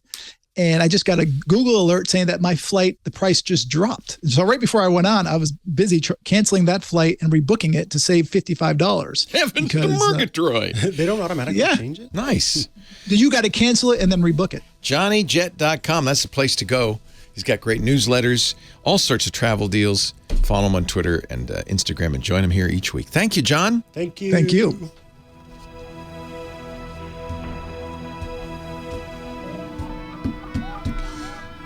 The fall foliage map. Calling all Berks. The browser has crashed. I wouldn't doubt it. It's happened before where I've mentioned, or Leo's mentioned the website and it crashes. This is kind of cool. Yeah, because Lisa's Joe in the never chat room that. just put one up for the New York one. I love NewYork.com. Foliage check out this one. I haven't seen this one at all now. I love New York. Maybe it got downsized. .com. Because I did see it refresh. Things to do, fall foliage. Oh, look at that. It was working, though. That's the Adirondacks, which are beautiful. Beautiful. So but they didn't put any dates in this. So you want to kind of orange to red, light red. Oh, this is cool. Is this a New York one? Yeah. That's really cool. Click it. I just thought Mary Jo Foliage. Mary Jo Foliage. Oh, that's what I'm going to call her. The week, we're in the week of this. This is the third fall foliage report for New York State. Reports are obtained from volunteer field observers. So you can just check. I like it. That's nice. I like the Hudson Valley. That's my favorite spot. Very nice. Very nice. Yeah, I always wanted a house in the Hudson River Valley. You and every other celebrity. I know. A farmhouse up there with George Clooney and the rest of the gang. We can just hang out. How's everything else? Everything good? Good. I'm looking at the chat room. Big Island saying I should do an article on the shrinking size of airline bathrooms. I'm sure you're talking about the 737 MAX. Are they getting 737 smaller? MAX. Well, the MAX ones are ridiculous. Literally, the first time I went into one, I was like, oh my gosh, either I'm really getting big or they're cutting down. You have to go in sideways. And the sink is like 6 inches and you definitely get wet. So you walk out of the bathroom, everyone's like, oh my God, he wet his pants. And what? That is ridiculous. The 737 MAX, the airlines have really tried to cut the size down in those bathrooms. Is that so that they have another chair they can fit in? Another row they can squeeze in. Mary, mother of God. I am turning into an old man because the whole world is going to hell. It's not as good as it used to be. In my day, I remember going in a bathroom I told you this, on SAS. It was like my living room. Yeah, it had flowers in there. It had a couch. They still have some of those. On the 777, there's handicapped bathrooms, usually in the middle of the plane, and they're huge. They're huge. So that's so you get a wheelchair in. Meal in there. Well, that was the one. That was the flight. I loved that flight where they had chefs and chef outfits that would come with a smorgasbord. Planes used to be more like it was a whole thing, right? Yeah, that's the one where Henry and they had somehow booked Henry into the exit row, and he was 14 or something. So they said, "Oh yeah, don't sit here. We'll put you up front." Because he couldn't. And Henry was so spoiled. He said, "This is how travel ought to be from now on." Well, if you're flying up front, it's way better now. If you're flying in coach, it was way better back then. It's worse because they made more room for the people flying up front. Yeah. It used to be 5 extra inches of legroom, 10, 15 years ago. And now you have to pay for that. Interesting. And that was standard. Mr. Jet, it is time for us to bid you a fond farewell. Have a wonderful. Are you traveling this week? Voyage. Oh, you are. You're going on the love boat. On the love boat. Well, enjoy. Enjoy the love boat. I will. So, which of the original cast are going to be there? Did they tell you? I know. I think Julie's going to be there. Julie has nothing else to do. And I think Isaac. So I'll have to make you a drink. Good. Isaac the bartender. But I've been on board when they were all on. I have a picture of all of them. So cool. They were amazing. That's so cool. Yeah, I grew up watching The Love Boat. All right. Well, grew up. All right. And Charles is going to be there. Your age, but Charles, the third? No, Charo. Charo's still alive? Charizard's going Oh my to be there? gosh. Yes, he's still alive. Now, this is a good pick, Professor Laura. Oh no, the browser crashed again. Poor Burke. What is this song? I honestly don't remember the band. I just really like this Sounds song. like Cake. Oh, it's the Strokes. Yeah, the Strokes. Thank you. That's Micah Sargent in the striped shirt. Leo Laporte in the beige. Beige doesn't look good on me. Yeah, somebody once told me beige doesn't look good on anybody. I disagree. Okay, well, it doesn't look good on me. I'm a little beige myself. I should have some... Maybe a more contrasty shirt underneath, and then you'd be rocking it for sure. This is Geek Eyes for the... for the radio guy. Radio guy. 8888, ask Leo. The phone number. Geeks probably do need some help. Of them. Some of them. Depends on if you're a fashion geek, in which case... My definition of geek always was somebody who cares more about what's going on above the neck than below the belt. Oh, really? Do you like that? I think that's clever. I'd like to get that trademarked, please. So maybe when I think of it as a person, so perhaps that's why I use the word nerd more, because it's a person who is very passionate about a thing. So you could be a music nerd, or you could be an Apple nerd, or you could be a fashion nerd. It's just yes. I don't speak to the nerds. I speak to the geeks. Only to the geeks. Only to the geeks. According to Oxford Languages, a nerd is a foolish or contemptible person who lacks social skills and is boringly studious. That's so sad. That is not Is my that really what you want to be? Is that what you want to be? What is a geek according to Oxford? Let's see. I think I have a geek on the line. Let's go to Miami and say hi to Chris. Hi, Chris. Hi, Chris. Hey, I'm back on the line. How are you, my friend? Good afternoon, sir. Oh, I should have warned people. Not friends, just friend. No, he's your friend. You like Micah too, don't you? I like Micah Sargent probably more than most because he's absolutely spectacular. Oh. Him and Rosemary Orchard are an absolute party, and they did something on Shortcuts recently that, well, I still need to have a fix, but yes, I appreciate Micah Sargent. That's more than we expected. That is a big plug for the iOS Today show, which Micah hosts with the wonderful Brit Rosemary Orchard. That's her real name too, right? Yeah, Rosemary Orchard. Great and name. they did, they've been doing a lot of shortcuts. She's a shortcut queen. And now I found out I can have a shortcut on my watch, which means basically I have a button on my watch that could do anything. It could open my garage door. It could transport me to Mars. It could do anything. Mars? Give you a new cup of coffee. Get me a cup of coffee. Oh, see that was there? it. Well, I'm in about 5 cups now, so I think I'm doing pretty good. Wow, yeah. 5. What can we? Like that. Mike is like, what? How? When? Where? No, he knows. He knows about you, Chris. Your reputation precedes you. I can hear your heartbeat through the heartbeat. through the speaker. Yeah, your heartbeat precedes you. Oh, you're right. Let's see. What is your question? Well, I want to just ask you one thing, and then I called actually because I wanted to talk to Leo also about the new Apple Watch. But okay, so for you and Rosemary, what I was looking to do is I want to set up a shortcut automation.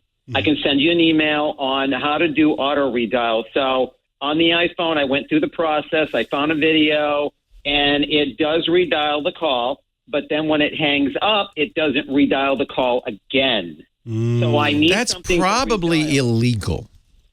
Oh, yeah, because it's on landline phones. You can find it. Yeah. But I do think that there is a law about auto redialing. Like there's a limited number of times you can auto redial. And it may be that Apple, for that reason, is limiting the auto redial. You know, you can redial once, but they don't want you just to sit there dialing and dialing and dialing. Everything you need to know about automated dialing laws. Yeah, I've been doing this for like 2 weeks now. Yeah. So who would you be redialing again and again and again as if I didn't know? Well, let me give you a hypothetical example. Okay, so today I called in. I got lucky. The lovely and talented Miss Two Cups herself took my call. And Please don't call her Miss Two Cups, okay? I don't think she would like that. Kim Schaffer! If I insulted you, Kim, I completely take it back. I apologize. Well, to be honest, be better than Miss Three Cups. It's a party. The party has begun. She has a great laugh. This is good. I love Kim. Kim is wonderful. She's a very special person, and we love having her here at Twit, so we love her. So I'm going to have another cup just for that comment. We've lost track of where we were going here. So have you looked up auto redialing laws? Yeah, so there are specific laws about this. Yep. That is interesting. I didn't realize this. But as far as so you're saying that it does it once and then it stops, right? Yes, and actually, I found that video out there on where is it? That's out there on YouTube by this fellow, this company by the name of Boom. Okay, and he just shows you how to do it. It's very easy to do it, and it just auto redials once, so it does show you what to do, and it does work, but it doesn't. So if I call into Twit, what they don't want you to do, what they don't want you to do, and I understand why. Because it's illegal in some places, is just sit there dialing and dialing and dialing. You know, it's funny because years ago, that was one of my first computer programs that I released to the world. I had a BBS. This was in 1996. I had a BBS. It was very hard to get into it because I only had 2 lines. This was in the old days. Actually, it wasn't 96. It was 86, pardon me.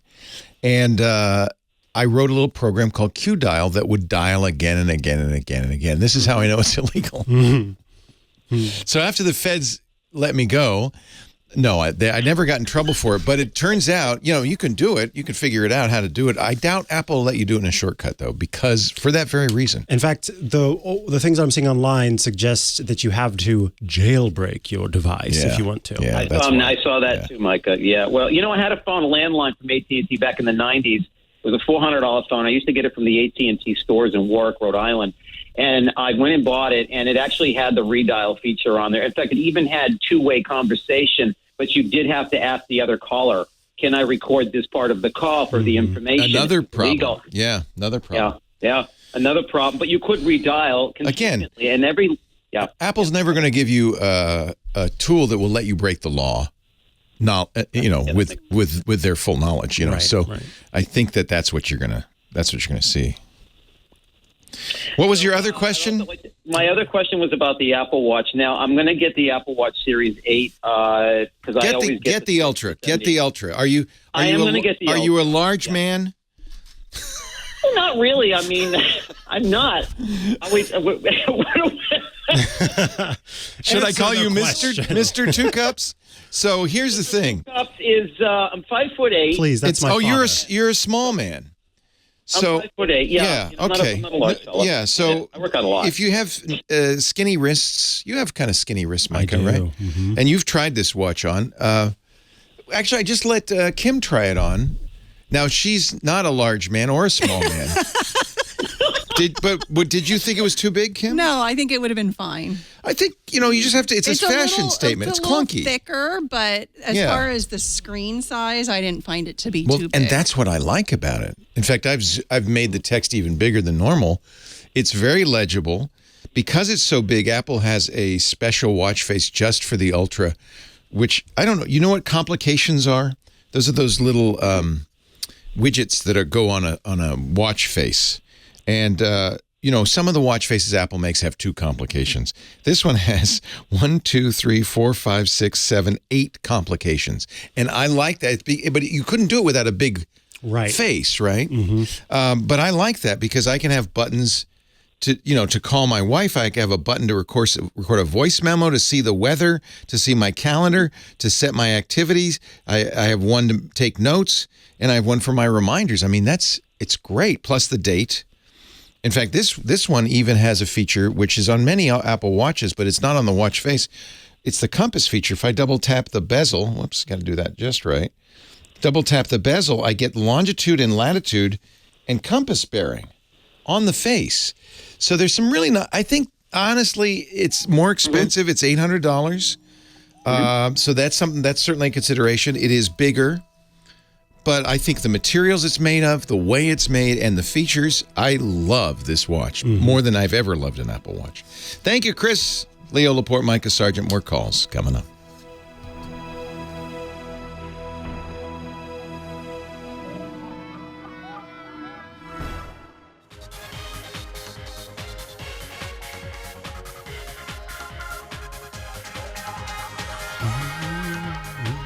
Well, hey, how are you today? Leo Laporte here, Micah Sargent, your tech guys for the day. 8888 Ask Leo is our phone number, 888-827-5536. Toll free from anywhere in the U.S. or Canada. Outside that area, you can still call, but you got to use Skype out or something like that. 8888 Ask Leo. Should we go to another call, Micah? Let's go to another call. Okay. Who's on the line, Micah? I get to choose? Well, you don't know because you don't get that arrow that I get. I like to take them in order. Yes. So Robert in Huntington Beach is next. Hi, Robert. Hey, how you doing? I'm good. How are you? I'm old, and this is Me too.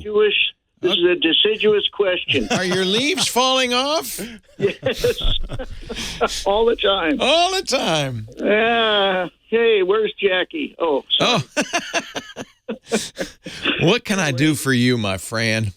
The other day I wanted to send my tax guy a picture of some IRS forms, and I used my cell phone to capture the picture. And then I'm not really used to using the cell phone for anything but a cell phone. I use a desktop for most things, and I don't have my cell phone and my desktop coordinated. So I tried to send through the mail area of the cell phone the picture, and it wanted a password, so I looked up my password and stuck it in there. And then it gave me a very strange question. They wanted to know if I would let iOS delete all my emails and such. I had to give it some kind of permission to delete. I forget whether it was just emails or a lot of stuff. And I thought, well, if I can't, I wanted to go to my sent folder in Gmail, and I couldn't do that unless I went through this process. So I was given two options, either cancel or continue. So I pressed continue under the risk that somehow iOS was going to delete all my whatevers. Mm-hmm. And I wonder if that was a smart thing to do. And I think it gave me a way out. It's if you go into the settings in some way, you could reverse this maybe. Just remember, Apple's always trying to protect you and your security. I see. So what was Apple asking, Micah? So it's likely that while the prompts are coming up, it's not going to delete anything that's not on the phone. Exactly. So when those prompts are coming up, it's kind of trying to reconcile what it's downloading versus what is on the device, and kind of how those two are sort of syncing together. So one of the you said this was for your email, right? I mean, one of the good things about modern email systems is most of the time you're not having full-on local files on the phone that are downloaded.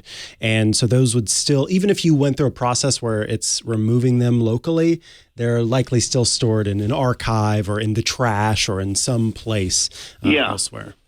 Let me ask you, though, before we even go too much farther, are these forms filled out?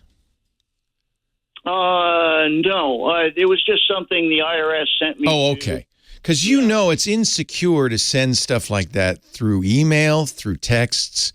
And if your social's on there, you really don't want to find a better way. Do that. Yeah. Okay, good. You understand that. Yeah. So you got, it happens all the time. We got a letter from the IRS. We forward it to our accountant. It's perfectly fine if your accountant's okay with it to say, send me a picture of it, because he or she can read it, I guess, from the picture. Yeah. I'm not sure why you got this prompt. Because did you try to delete it after you sent it? Is that what was going on? No, I actually wanted to know if I had actually sent it. I just wanted to double check that So you go in the sent folder and you can see what got sent, right? Yeah, and I couldn't get into the sent folder. So I see. Wanted a password. I looked up my password.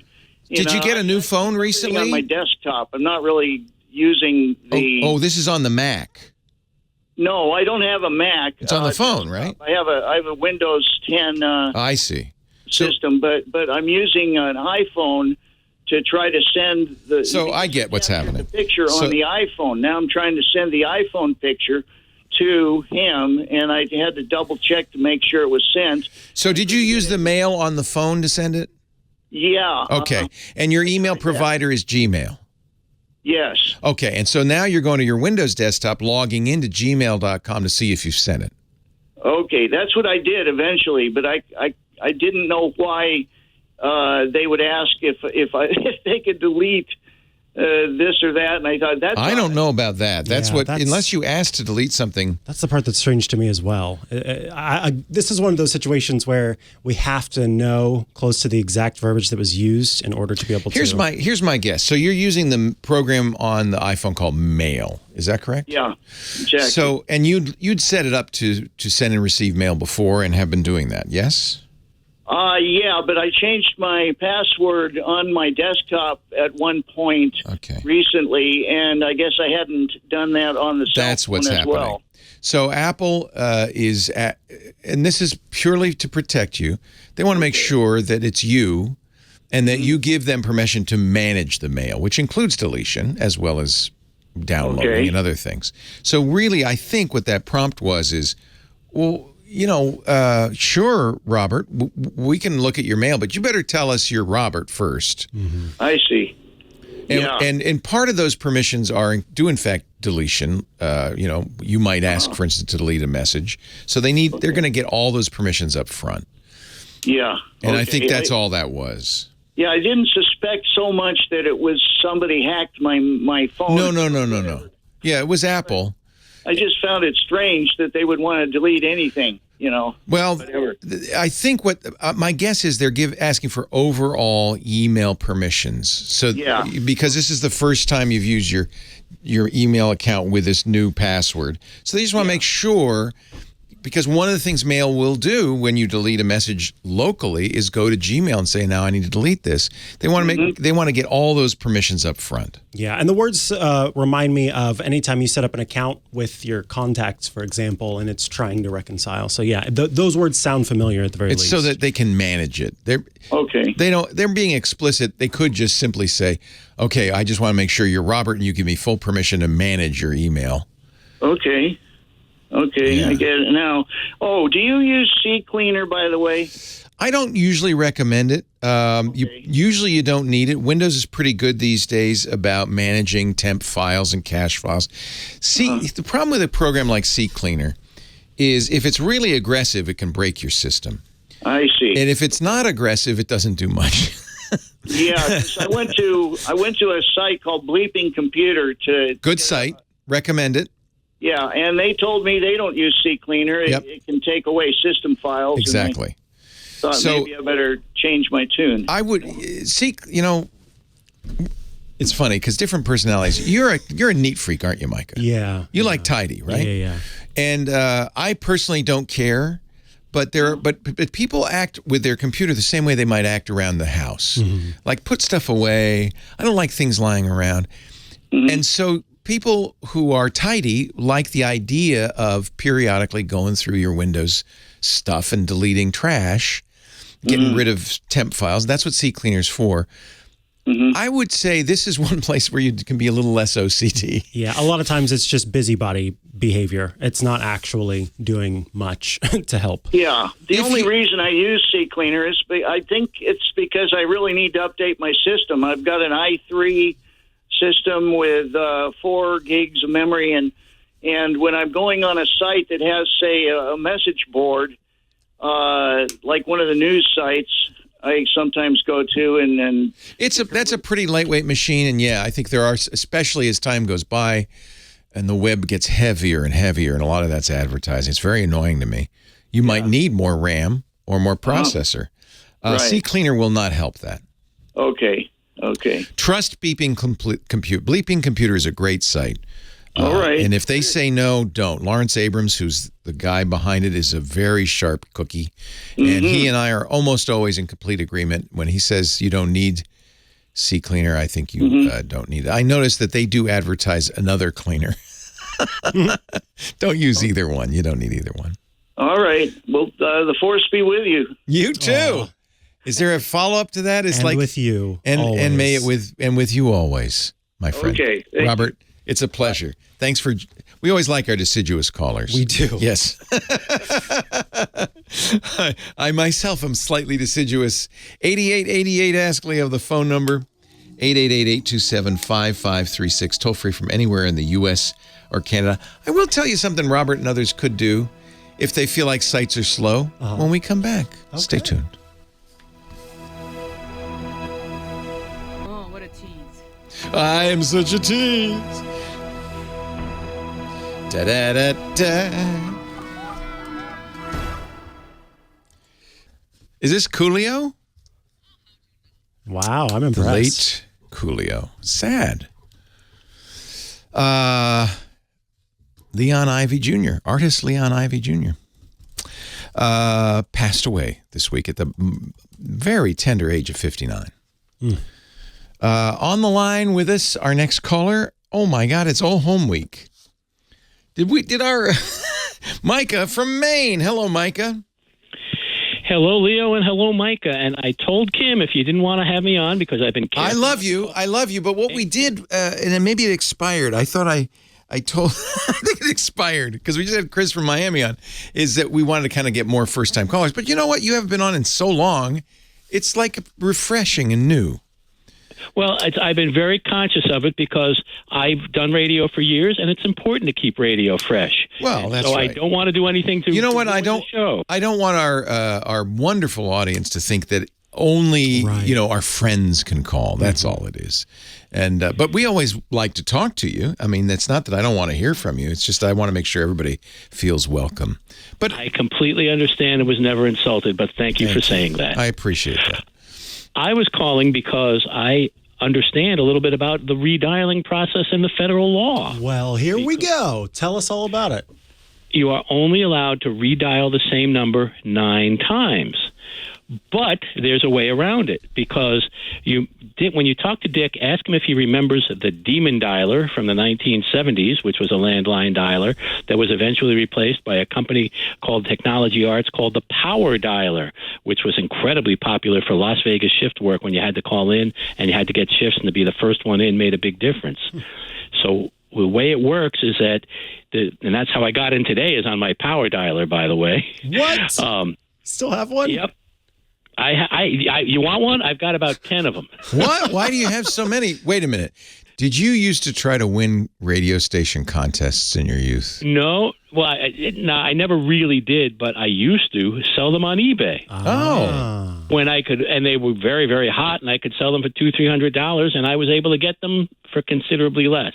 And if anybody needs one, Leo, if you wanted one, I'd send it to you for free. Well, let me go to eBay and look for what are they called? Demon dialers? Power dialers. Power dialers. And do you still sell them on eBay, or is that a? I still do, and mine is the only one up there that's brand new, never opened, still in the box. Wow. Is the Power Dialer by Call Cowboy? No, Technology Arts Power Dialer. So let me ask you this: how do they get around it again? Well, after the 9th call, it's set to automatically. You can't dial the same number over again, so it dials 1.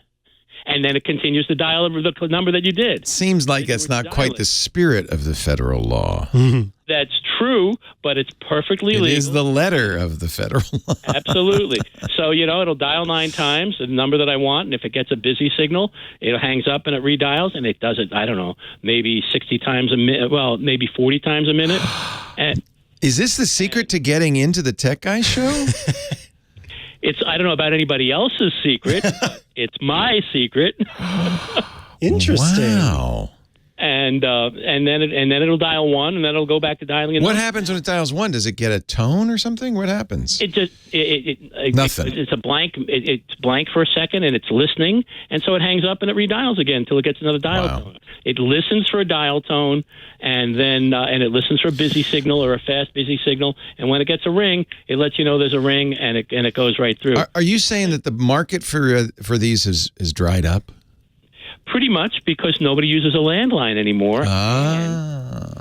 And people now have voicemail automatically. So you get the voicemail, it's not like you're redialing. Got it. You're not getting a busy signal. This only made sense when you get a busy signal. When's the last time you got a busy signal? It's only calling radio stations. It's the only time you ever get a busy signal. Right. But it used to work for Ticketron. It used to work for all sorts of tickets. It used to work for radio contests and things like that, and lines like yours. Chalk up another dinosaur made obsolete by technology and the internet. How fascinating. Very, very, so how many a week do you think you sell of these? Actually, you might suddenly have a run on these. I haven't sold one in months. Months. Isn't that interesting? I do see quite a few on eBay, but I've got to find your listing. So if I search for Power Dialer New? I think mine says brand new when you look. Brand new.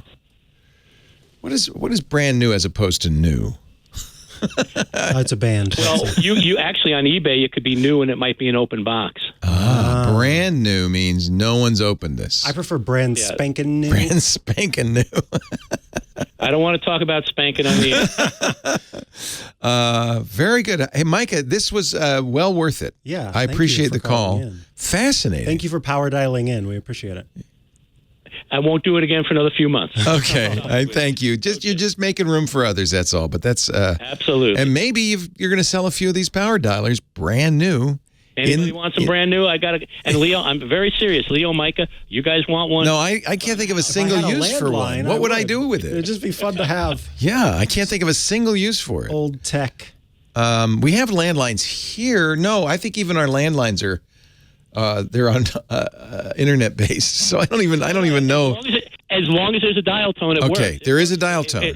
It works with VoIP without any problem at all. It's VoIP. Yeah, I think we're Ring Central. So interesting. Sure, not a problem. Interesting. Boy, it's funny when you search on eBay for things. Even when I search for Power Dialer brand new, you get an interesting assortment of not related things. Now, are you searching for Power Dialer with one word Power Dialer? It's not two words. Yes, I modified it. One word Power Dialer brand new. But I also got a Nori's Flip Gill 5-inch, which I guess is bait. Wait, a 5-inch Flip Gill? Yeah. Have you been looking for that? Crud, it's Japanese fishing tackle, baby. I've only been able to find a 7-inch one. That's exactly. I didn't know they made 5 inches still. All right, I'll send you a link. Oof. They're only $10. eBay is something. Have you sold other things on eBay, Micah? I mean, is this a... I've sold others, here and there. I've sold things on eBay for a while. It's I got to tell you, it's the last resort. It's horrible. There's no tech, there's no support. You can't even call in to get anybody. Used to be a kind of nice sideline, maybe not so much anymore. Thank you, Micah. Leo and Micah. Yes, thank you. And Micah too. More calls coming up. The standard Nori is 4 inches, so we clearly... I think that's hysterical, Micah, that you know all about power dialing. Yeah, well, I've got once you're a geek, you're a geek for many different things, as you know. I bet you Dick does know about this, because that's the kind of thing he probably has a few. Oh, I'm sure he would. Both Power Dialer, and the original one was called a Demon Dialer. Yeah. It was made by one of the modem companies. I can't remember the name. The software that I wrote, QDial, was its name, was a Demon Dialer. But But I think that was just a generic term, not a brand name, but a generic term for something that would dial in the background. And the idea was you'd be doing your stuff on the Mac, and it would keep dialing the bulletin board. And when it got in, it would go, It was really loud. So you could hear it across the room. I wish I could find that source code. I wrote it in 68,000 assembler. That's a long time ago. Actually, I was writing it when the shuttle Challenger blew up. So was that 86? Wow. Yeah. Yeah. So I remember that because that's what I was doing when it happened. I was watching it. Yep, 1986. Wow. Yeah. Hey, always, Mike, I love hearing from you. You know that. And Chris from Miami, too. You guys are fun. You know how to make it fun.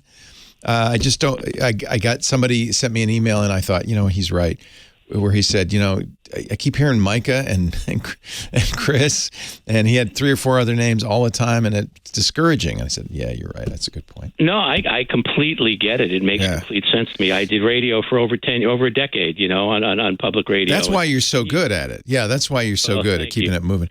So do you want to give out your eBay handle, or is it you prefer not to? It's Shep fan, all in one word. Oh, Gene, not. I'm a Shep fan. No, I was friends. I met Gene Shepard. Yes, I have his autograph. He drew a sketch of me in one of his books. Oh, cool! Unbelievable. He was my inspiration. He was totally my inspiration. I used to get out. I used to, get on. I'd have to go outside to hear it sometimes because he was on WOR in New York. And I could barely get it in Providence, but I would listen to Shep every night. I loved him. I had the most amazing time with him. They brought him out to Colorado, and nobody knew who he was. And I was for the public radio station, and I was working for the university at the time, and I knew the director. They invited me to the luncheon. Because I knew who he was, they sat me down next to him, and we hit it off. And then he did a stand-up show that night, for the whole theater. They put me in the front row, and he played the whole show to me. He recognized my laugh. He saw me, and honest to God, he was looking at me, playing that whole show to me the whole night. It was the most incredible experience I have ever had like that, and he was the best. Nobody did radio better than he did. So everybody knows his name because of A Christmas Story, and he narrated it. But that's what his show was telling those stories on the radio. Right, and the Christmas Story is from his first book of short stories called "In God We Trust, All Others Pay Cash." I remember. Is this saying debone like a fish? Keep on. Oh, keep on. I was hearing debone. Yes, it's the theme song of fishmongers everywhere. Ladies and gentlemen, boys and girls, children of all ages, Micah Sargent, Leo Laporte, we are your tech guys for another 15 or so minutes. You want to take another call, Mike? Let's take another call. I think we should take another call. On the line, it's Christy from San Pedro, California. Hi, Christy. Hi, Leo. Thank you so much for taking my call. Thanks for calling. Thank you. I tried to call last week, and it was so busy I couldn't get it through either day. I have a product you might be interested in purchasing. Yes, I heard. My problem is last week, when I went into my email, all of a sudden a big red pop-up screen came, and it was flashing, and there was a voice. Never had anything like that before. Maybe you've heard of it, but I had not. What did the voice say? The voice said, "Warning, do not use your computer. Your IP address has been fraudulently used." Mary, mother. I hope your reaction was the same as ours, which was, You didn't panic. You didn't panic, did you?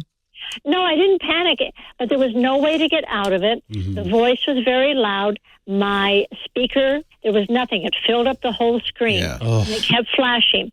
And it said, call the number, but I wasn't going to call the number. Yes. No, never call the number that's on the screen. Never call the number that's on the screen. That's such a good motto. Yeah, this is the gospel of Christy. And so, but I did not know what to do. And so it said, don't turn off your computer. Yeah, of course. You'll lose all your information or anything like that. That's a lie. So I turned the computer off. Good. Beautiful. Because that was the only way to shut it up. It was the only way to shut it up. But then I didn't know what to do after that. So I called Microsoft, and I got that was hard to get to, and I finally got a live person, and the person said, "Well, we need to go into your computer to find out if your IP address has been used, and it has been compromised." No. Where did you get the number that you called for Microsoft? Did you Google it? Oh, that's so. Second corollary to Christie's Law, never Google a support number. Because what the bad guys do is they make sure that when you search Microsoft help or support or a whole variety of terms, that their number comes up. There is no, that's a nonsense phrase. Your IP address has been stolen. That's a nonsense phrase. Nonsense. Anyway, I told her I wasn't comfortable with that. Good. And she said, "Well, you called us." I said, "I'll have to think about it. Goodbye." Thank you. Yes. God bless you. You are cheering you on right support now. Hero of the day. But then when I opened up, after I turned it off, it took a long time to come back on, and there was a lot of strange things that were happening, like on the email, the toolbar was gone. Yeah. The things weren't there. And so I'm kind of, did they put something on the computer while they were doing that? So, wow, this is great. First thing is the number one tool that hackers use is fear, panic. Because when you're scared, when you're panicking, when a big loud voice is yelling at you, you don't think. But Christy, you thought. You did. God bless you. I'm getting goosebumps. I'm not even lying right now. It's so cool. They were trying to scare you to jumping before you looked, leaping before you looked, right? Do something quick. Yeah. Click that number, call that number. Oh my God. Yeah. None of that makes any sense. Now, even when my bank sends me an email, I don't call the number on the screen. I call the number on the credit card. Precisely right. And the same thing with Microsoft. Don't Google it unless you go to Microsoft.com and you're sure it's Microsoft.com. That number's okay. But probably what happened is that was because what she said and what she wanted to do, that didn't make any sense. That was another hacker trying to get into your system. Right. I don't want someone, unless I really know the person, maybe it's my provider or something like that, I'll let them come in. But somebody that I just, unknown person, no, I'm not letting them in. But how do I make sure that... Well, that's the next question is, what happened and how did it happen? You could honestly do that on a web page. You could be surfing and go to a web page, and I could write a web page right now that would do that. That's easy. So that's one possibility. Were you on a browser when that happened? I was going into my email. Okay, so you should know this also. All email is effectively a web page these days. And I think this is very, very dangerous. But any email that you display on the screen can be a web page and do anything a web page can do, including playing a loud noise and flashing your screen and all of that. And they can do, they have interesting techniques to take over the computer so that it's not paying attention to you. That's what's going on. Is the computer's very busy doing something for the bad guy, like counting to 1 billion instead of watching your mouse and keyboard. And so that's what they do to take it over. Your response was exactly right. You turned it off. But there's still that email in there. So, all right, here's a thank you, Scooter X. He's got a web page that sounds like exactly what happened to you. Loud hacked warning with pop-up asking me to call Microsoft Security. This was from Windows Defender. Yeah, I don't have Windows Defender. Well, actually, you do. All the Windows installs have it, but they're not dumb. I can say I'm from Windows Defender. Right. They're making you think they're from Hello, lady. I'm calling from Windows Defender, and I want to be in your computer. And then I just got another hack email telling me that I had paid $399 to renew my Windows Defender. I get that one all the time. I get one from the Geek Squad at Best Buy, except I never did anything with them. And they're, by the way, the way that works, they're hoping you'll call that number saying, wait a minute, I didn't buy that. And they say, gosh, I'm so sorry. Can you give me the last 4 digits of your credit card? And your social security and your number. yeah, because it's all a scam. You got it, Christy. You're so smart. Yeah. But the right question is, well, what's on my computer? Did it get hacked? Is it just something I saw on a web page, or just something I saw in an email? And that I can't really answer without looking at it.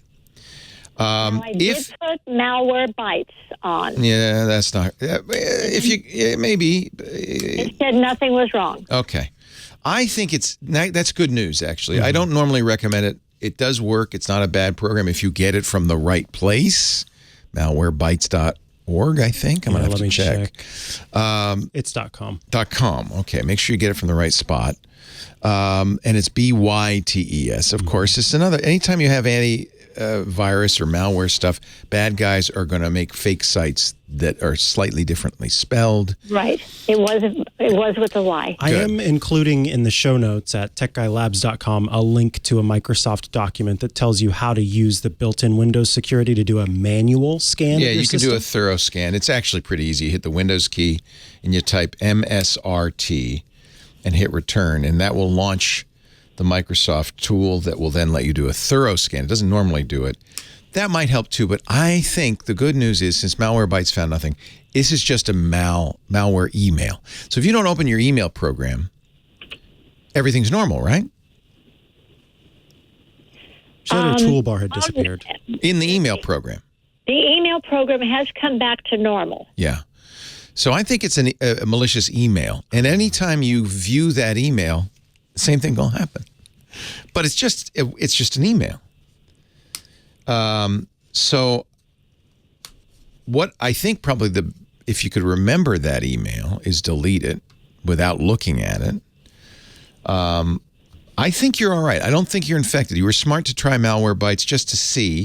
Do this Windows Defender thorough scan, MSRT return. I think you're okay, honestly. I really do. Good work, Christy, honestly. Yeah, actually, that doesn't work anymore, so never mind. Okay, Well, after I turn the computer off. Hold on. 1 sec.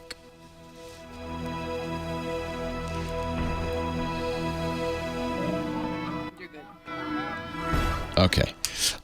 Sorry, we had to take a break. That's what that music was doing. After I turned the computer off, the email disappeared, or that pop-up disappeared. It was a pop-up. It's a pop-up. Yeah, but so anything can create a pop-up. A website or an email can both create pop-ups. Okay. And So the way I they don't know create what- pop-ups. I don't know what caused it. I Yeah, don't know we what brought don't. it on. But you were not on a you didn't have a browser open. You had your email open. Is that right? Right. Yeah, I think. And who's your email provider? My email, my computer, yes, AT&T, Yahoo. Your ISP, yeah. They do a terrible job of filtering this stuff out. So very likely it was a spam email, went to 1 million people. When you know how when you, on your email program and you click that header, the email displays in a window, that's a browser window. That's how it works. And so anything I could do to you in a browser, I could do in that window. It's very common for malware to do that. So I think, is it MRT? I got the wrong. No, yes, it came up MSRT. Yes, I did it. Oh, it worked. Okay. So older versions of Windows, it was MSRT. Now it's MRT. It will say, do you want to allow this app to make changes to your device? Then you do a thorough scan. There's a checkbox that says thorough scan. It's their malicious software removal tool. Okay. If you do a Windows 10. So. Yeah. If you do a full scan and Malwarebytes found nothing and this found nothing, then that's good news. It means it didn't install anything. It's just taking advantage of the fact that that's a web page you're displaying in your email, and it's using all the JavaScript and magic that it can. I turn off all of that. Unfortunately, it's a hard thing to. I don't use an email program that displays HTML, Yeah. so that I avoid all that. HTML is dangerous, but unfortunately, that's not how people live. Christy, your instincts were so good. I think you're fine. I can't promise. But if Malwarebytes and a full Windows Defender scan find nothing, you can just do it from Windows Defender, and they find nothing, then I think it means they didn't install anything, and that's because you didn't click anything. Yeah. No, did not. No, and I smart. did not let the other lady on because I just wasn't secure with her. So. You're exact. Oh my goodness, instincts are amazing. Yeah, everybody. It's too bad we have to be paranoid like this, right? Cynical. Right. But you were right. You did the right thing. So I think you're all right. It may happen again if you go to that email again. So if you can remember what the email subject line was or whatever, you can delete it without viewing it. But if it happens again, you know what's happening now. It's just a bad email. Yeah, I don't remember. Usually if I don't recognize the sender, Good. I just delete it. Perfect. You have the instincts required to survive as a Windows user. Absolutely. Good job. Thank you, Mike and Leo. Thank you, Christy. Welcome. Thank you. Okay, have a great day. You too. Thank you. Okay, Bye. Bye-bye. We'll put that MRT. I'm doing one right now. It's Windows key MRT, not MSRT. Windows key MRT. And that's the malicious software removal tool. You could also go into Defender and do that. Wow. I know I can get like overly emotional about things, but it actually made me tear up a little bit because it means that like there is hope and that people are being as safe as they should be. It's because she listens to this show, I tell you, hope right now. You know what I mean? Yeah. I just love that. Yeah. I mean, I don't want to take credit, but I think the people who listen to this show have learned. What do you call it? The bogosity filter. Remember? Yeah. You need a good BOGO filter. All right. Dickie D's next. Dick, do you remember the hustle? Do you know how to do the hustle? Oh, yeah. I know how to. Yeah, I hustled on the street for years. Oh, wait. Not that kind. Dick D. Bartolo. No. He's Mad's maddest writer. He is also our gizmo wizard. We call him the Giz Wiz for short. And he joins us every week to a rousing disco theme to talk about a gadget or something. Dick, do you know what arrived in the mail this week for me? Oh, I hope it arrived in the mail for all of you. Yeah, at least I know I got it. It's the new monkey game. The new monkey game. I got one too. I monkey tail immediately game. Unboxed it and was playing around with it. It's bananas. That's what it's called. I got to tell you, it's a nice leg workout too. So wait a minute, you I actually do my squats for the day. Great. Oh yeah, I had to show. Oh, and also I sent a new Mad. I told you we were talking about that. No, that too. I don't Somewhere think, maybe. All right, I'm going to go check the mail while you talk to Dick because I want my Mad magazine. Dick, what's our gadget of the week? Oh, you know what? It's bizarre. We're going to talk about that. Anka had another event Thursday night and introduced 3 more earbuds. They're always releasing new earbuds, doesn't it seem? Yeah, all doing different things. I thought that was, and they, they just released the A40 Space. At the end of August. Oh, there it is. Yeah, I got it. Yeah, it came. Perfect. His name is John Slanina, not Selena, but that's good. It's good. It's close enough. They got here. So, are you talking about those new Soundcore earbuds? 3 new pairs. Yeah, there are 3 new that they just introduced. Yeah, I've been reading about these. I think they're very good. Yeah, they're doing the spatial audio. I did get one of them. Which one? I got the Liberty 4. Oh, top of the line. Yeah. No, it's not actually. Oh, really? The new Sleep A10 are going to be $180.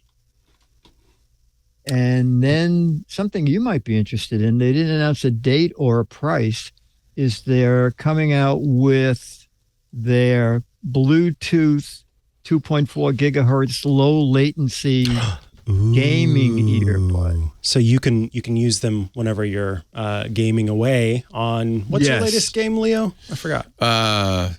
My latest is like Factorio or something.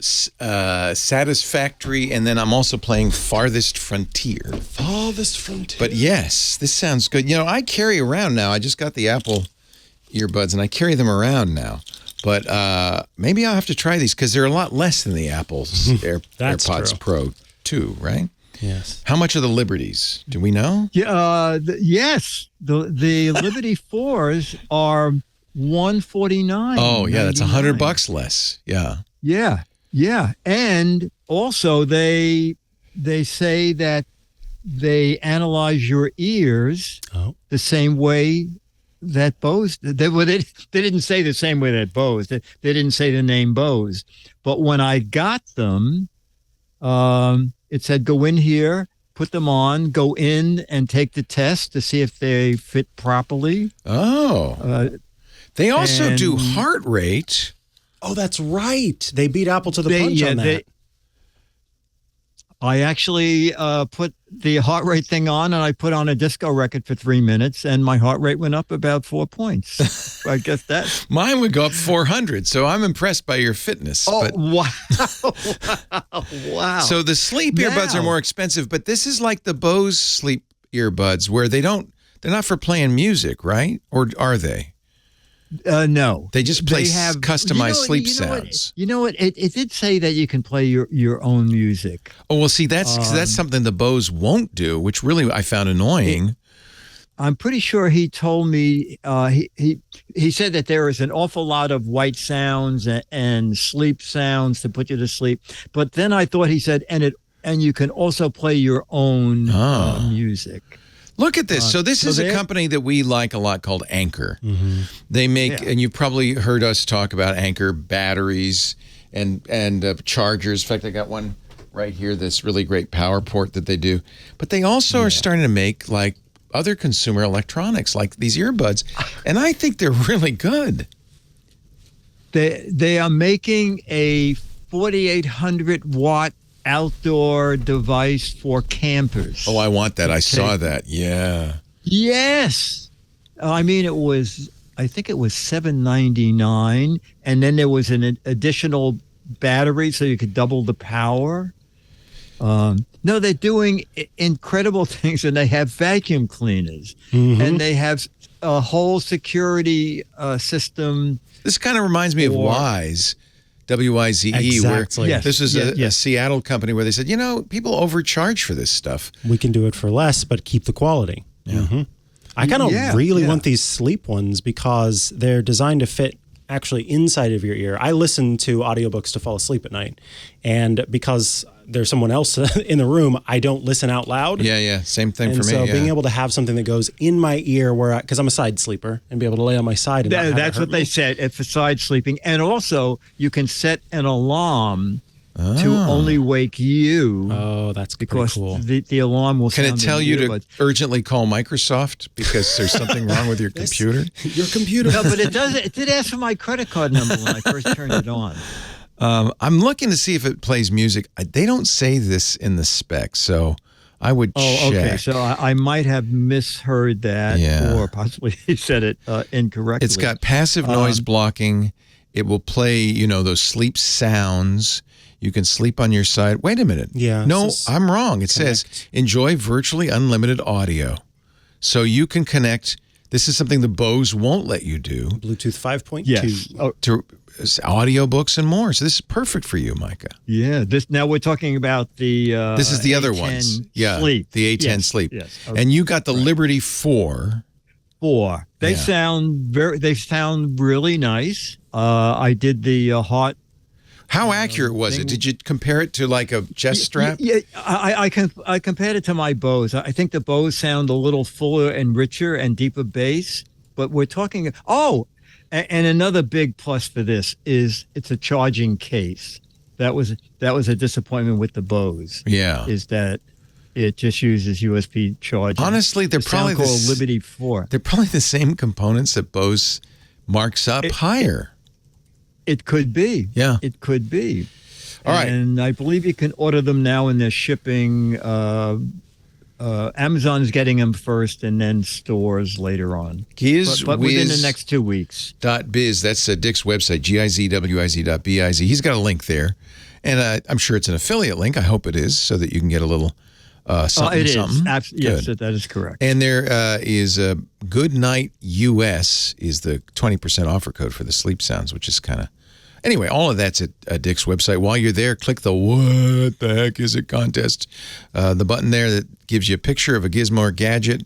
I think we got one more month, right? At the end of October? Yeah, we just started the month. And if I can have a drum roll, Maestro, because I have in my hands the Mad Magazine you're playing for when you play the What the Heck Is It contest. Unfortunately, Dick really taped this. Oh, I did. Well, you don't want Mad Magazine spilling all over the highway. That would be terrible. Okay, so you can show the cover, and you can show the surprise wraparound cover, which is now... Look at that. Look at that. Amazing. But now open the back cover, and it makes all one big picture. Oh, I can do that now? Because you said... Yes, you can. Yeah, I have permission? On Friday. Oh, or this. Oh. Oh, no. The wrapper. Yeah, just fold the fold-in thing in, and you'll see Alfred in bed. Yeah, if you just turn it over now. There you go. Now look at his gray hair. Getting his teeth off the side. 70 years of Mad Magazine. Amazing. Wow, that's so great. Thank you, Dickie D. Oh, you're welcome. Appreciate the magazine. Let me give Micah his. There you go, so Micah. much. Okay, very good. And I'll hand them out to the rest of the studio staff. Leo Laporte, Micah Sargent. They call me Website, Sargent. techguylabs.com. We're done for the day. But let me tell you, have a great geek week. We'll see you next time. Bye-bye. Well, that's it for the Tech Guy Show for today. Thank you so much for being here.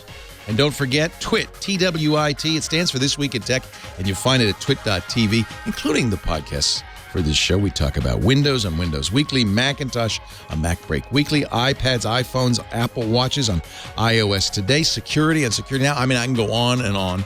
And, of course, the big show every Sunday afternoon, This Week in Tech. You'll find it all at twit.tv. And I'll be back next week with another great Tech Guys show. Thanks for joining me. We'll see you next time.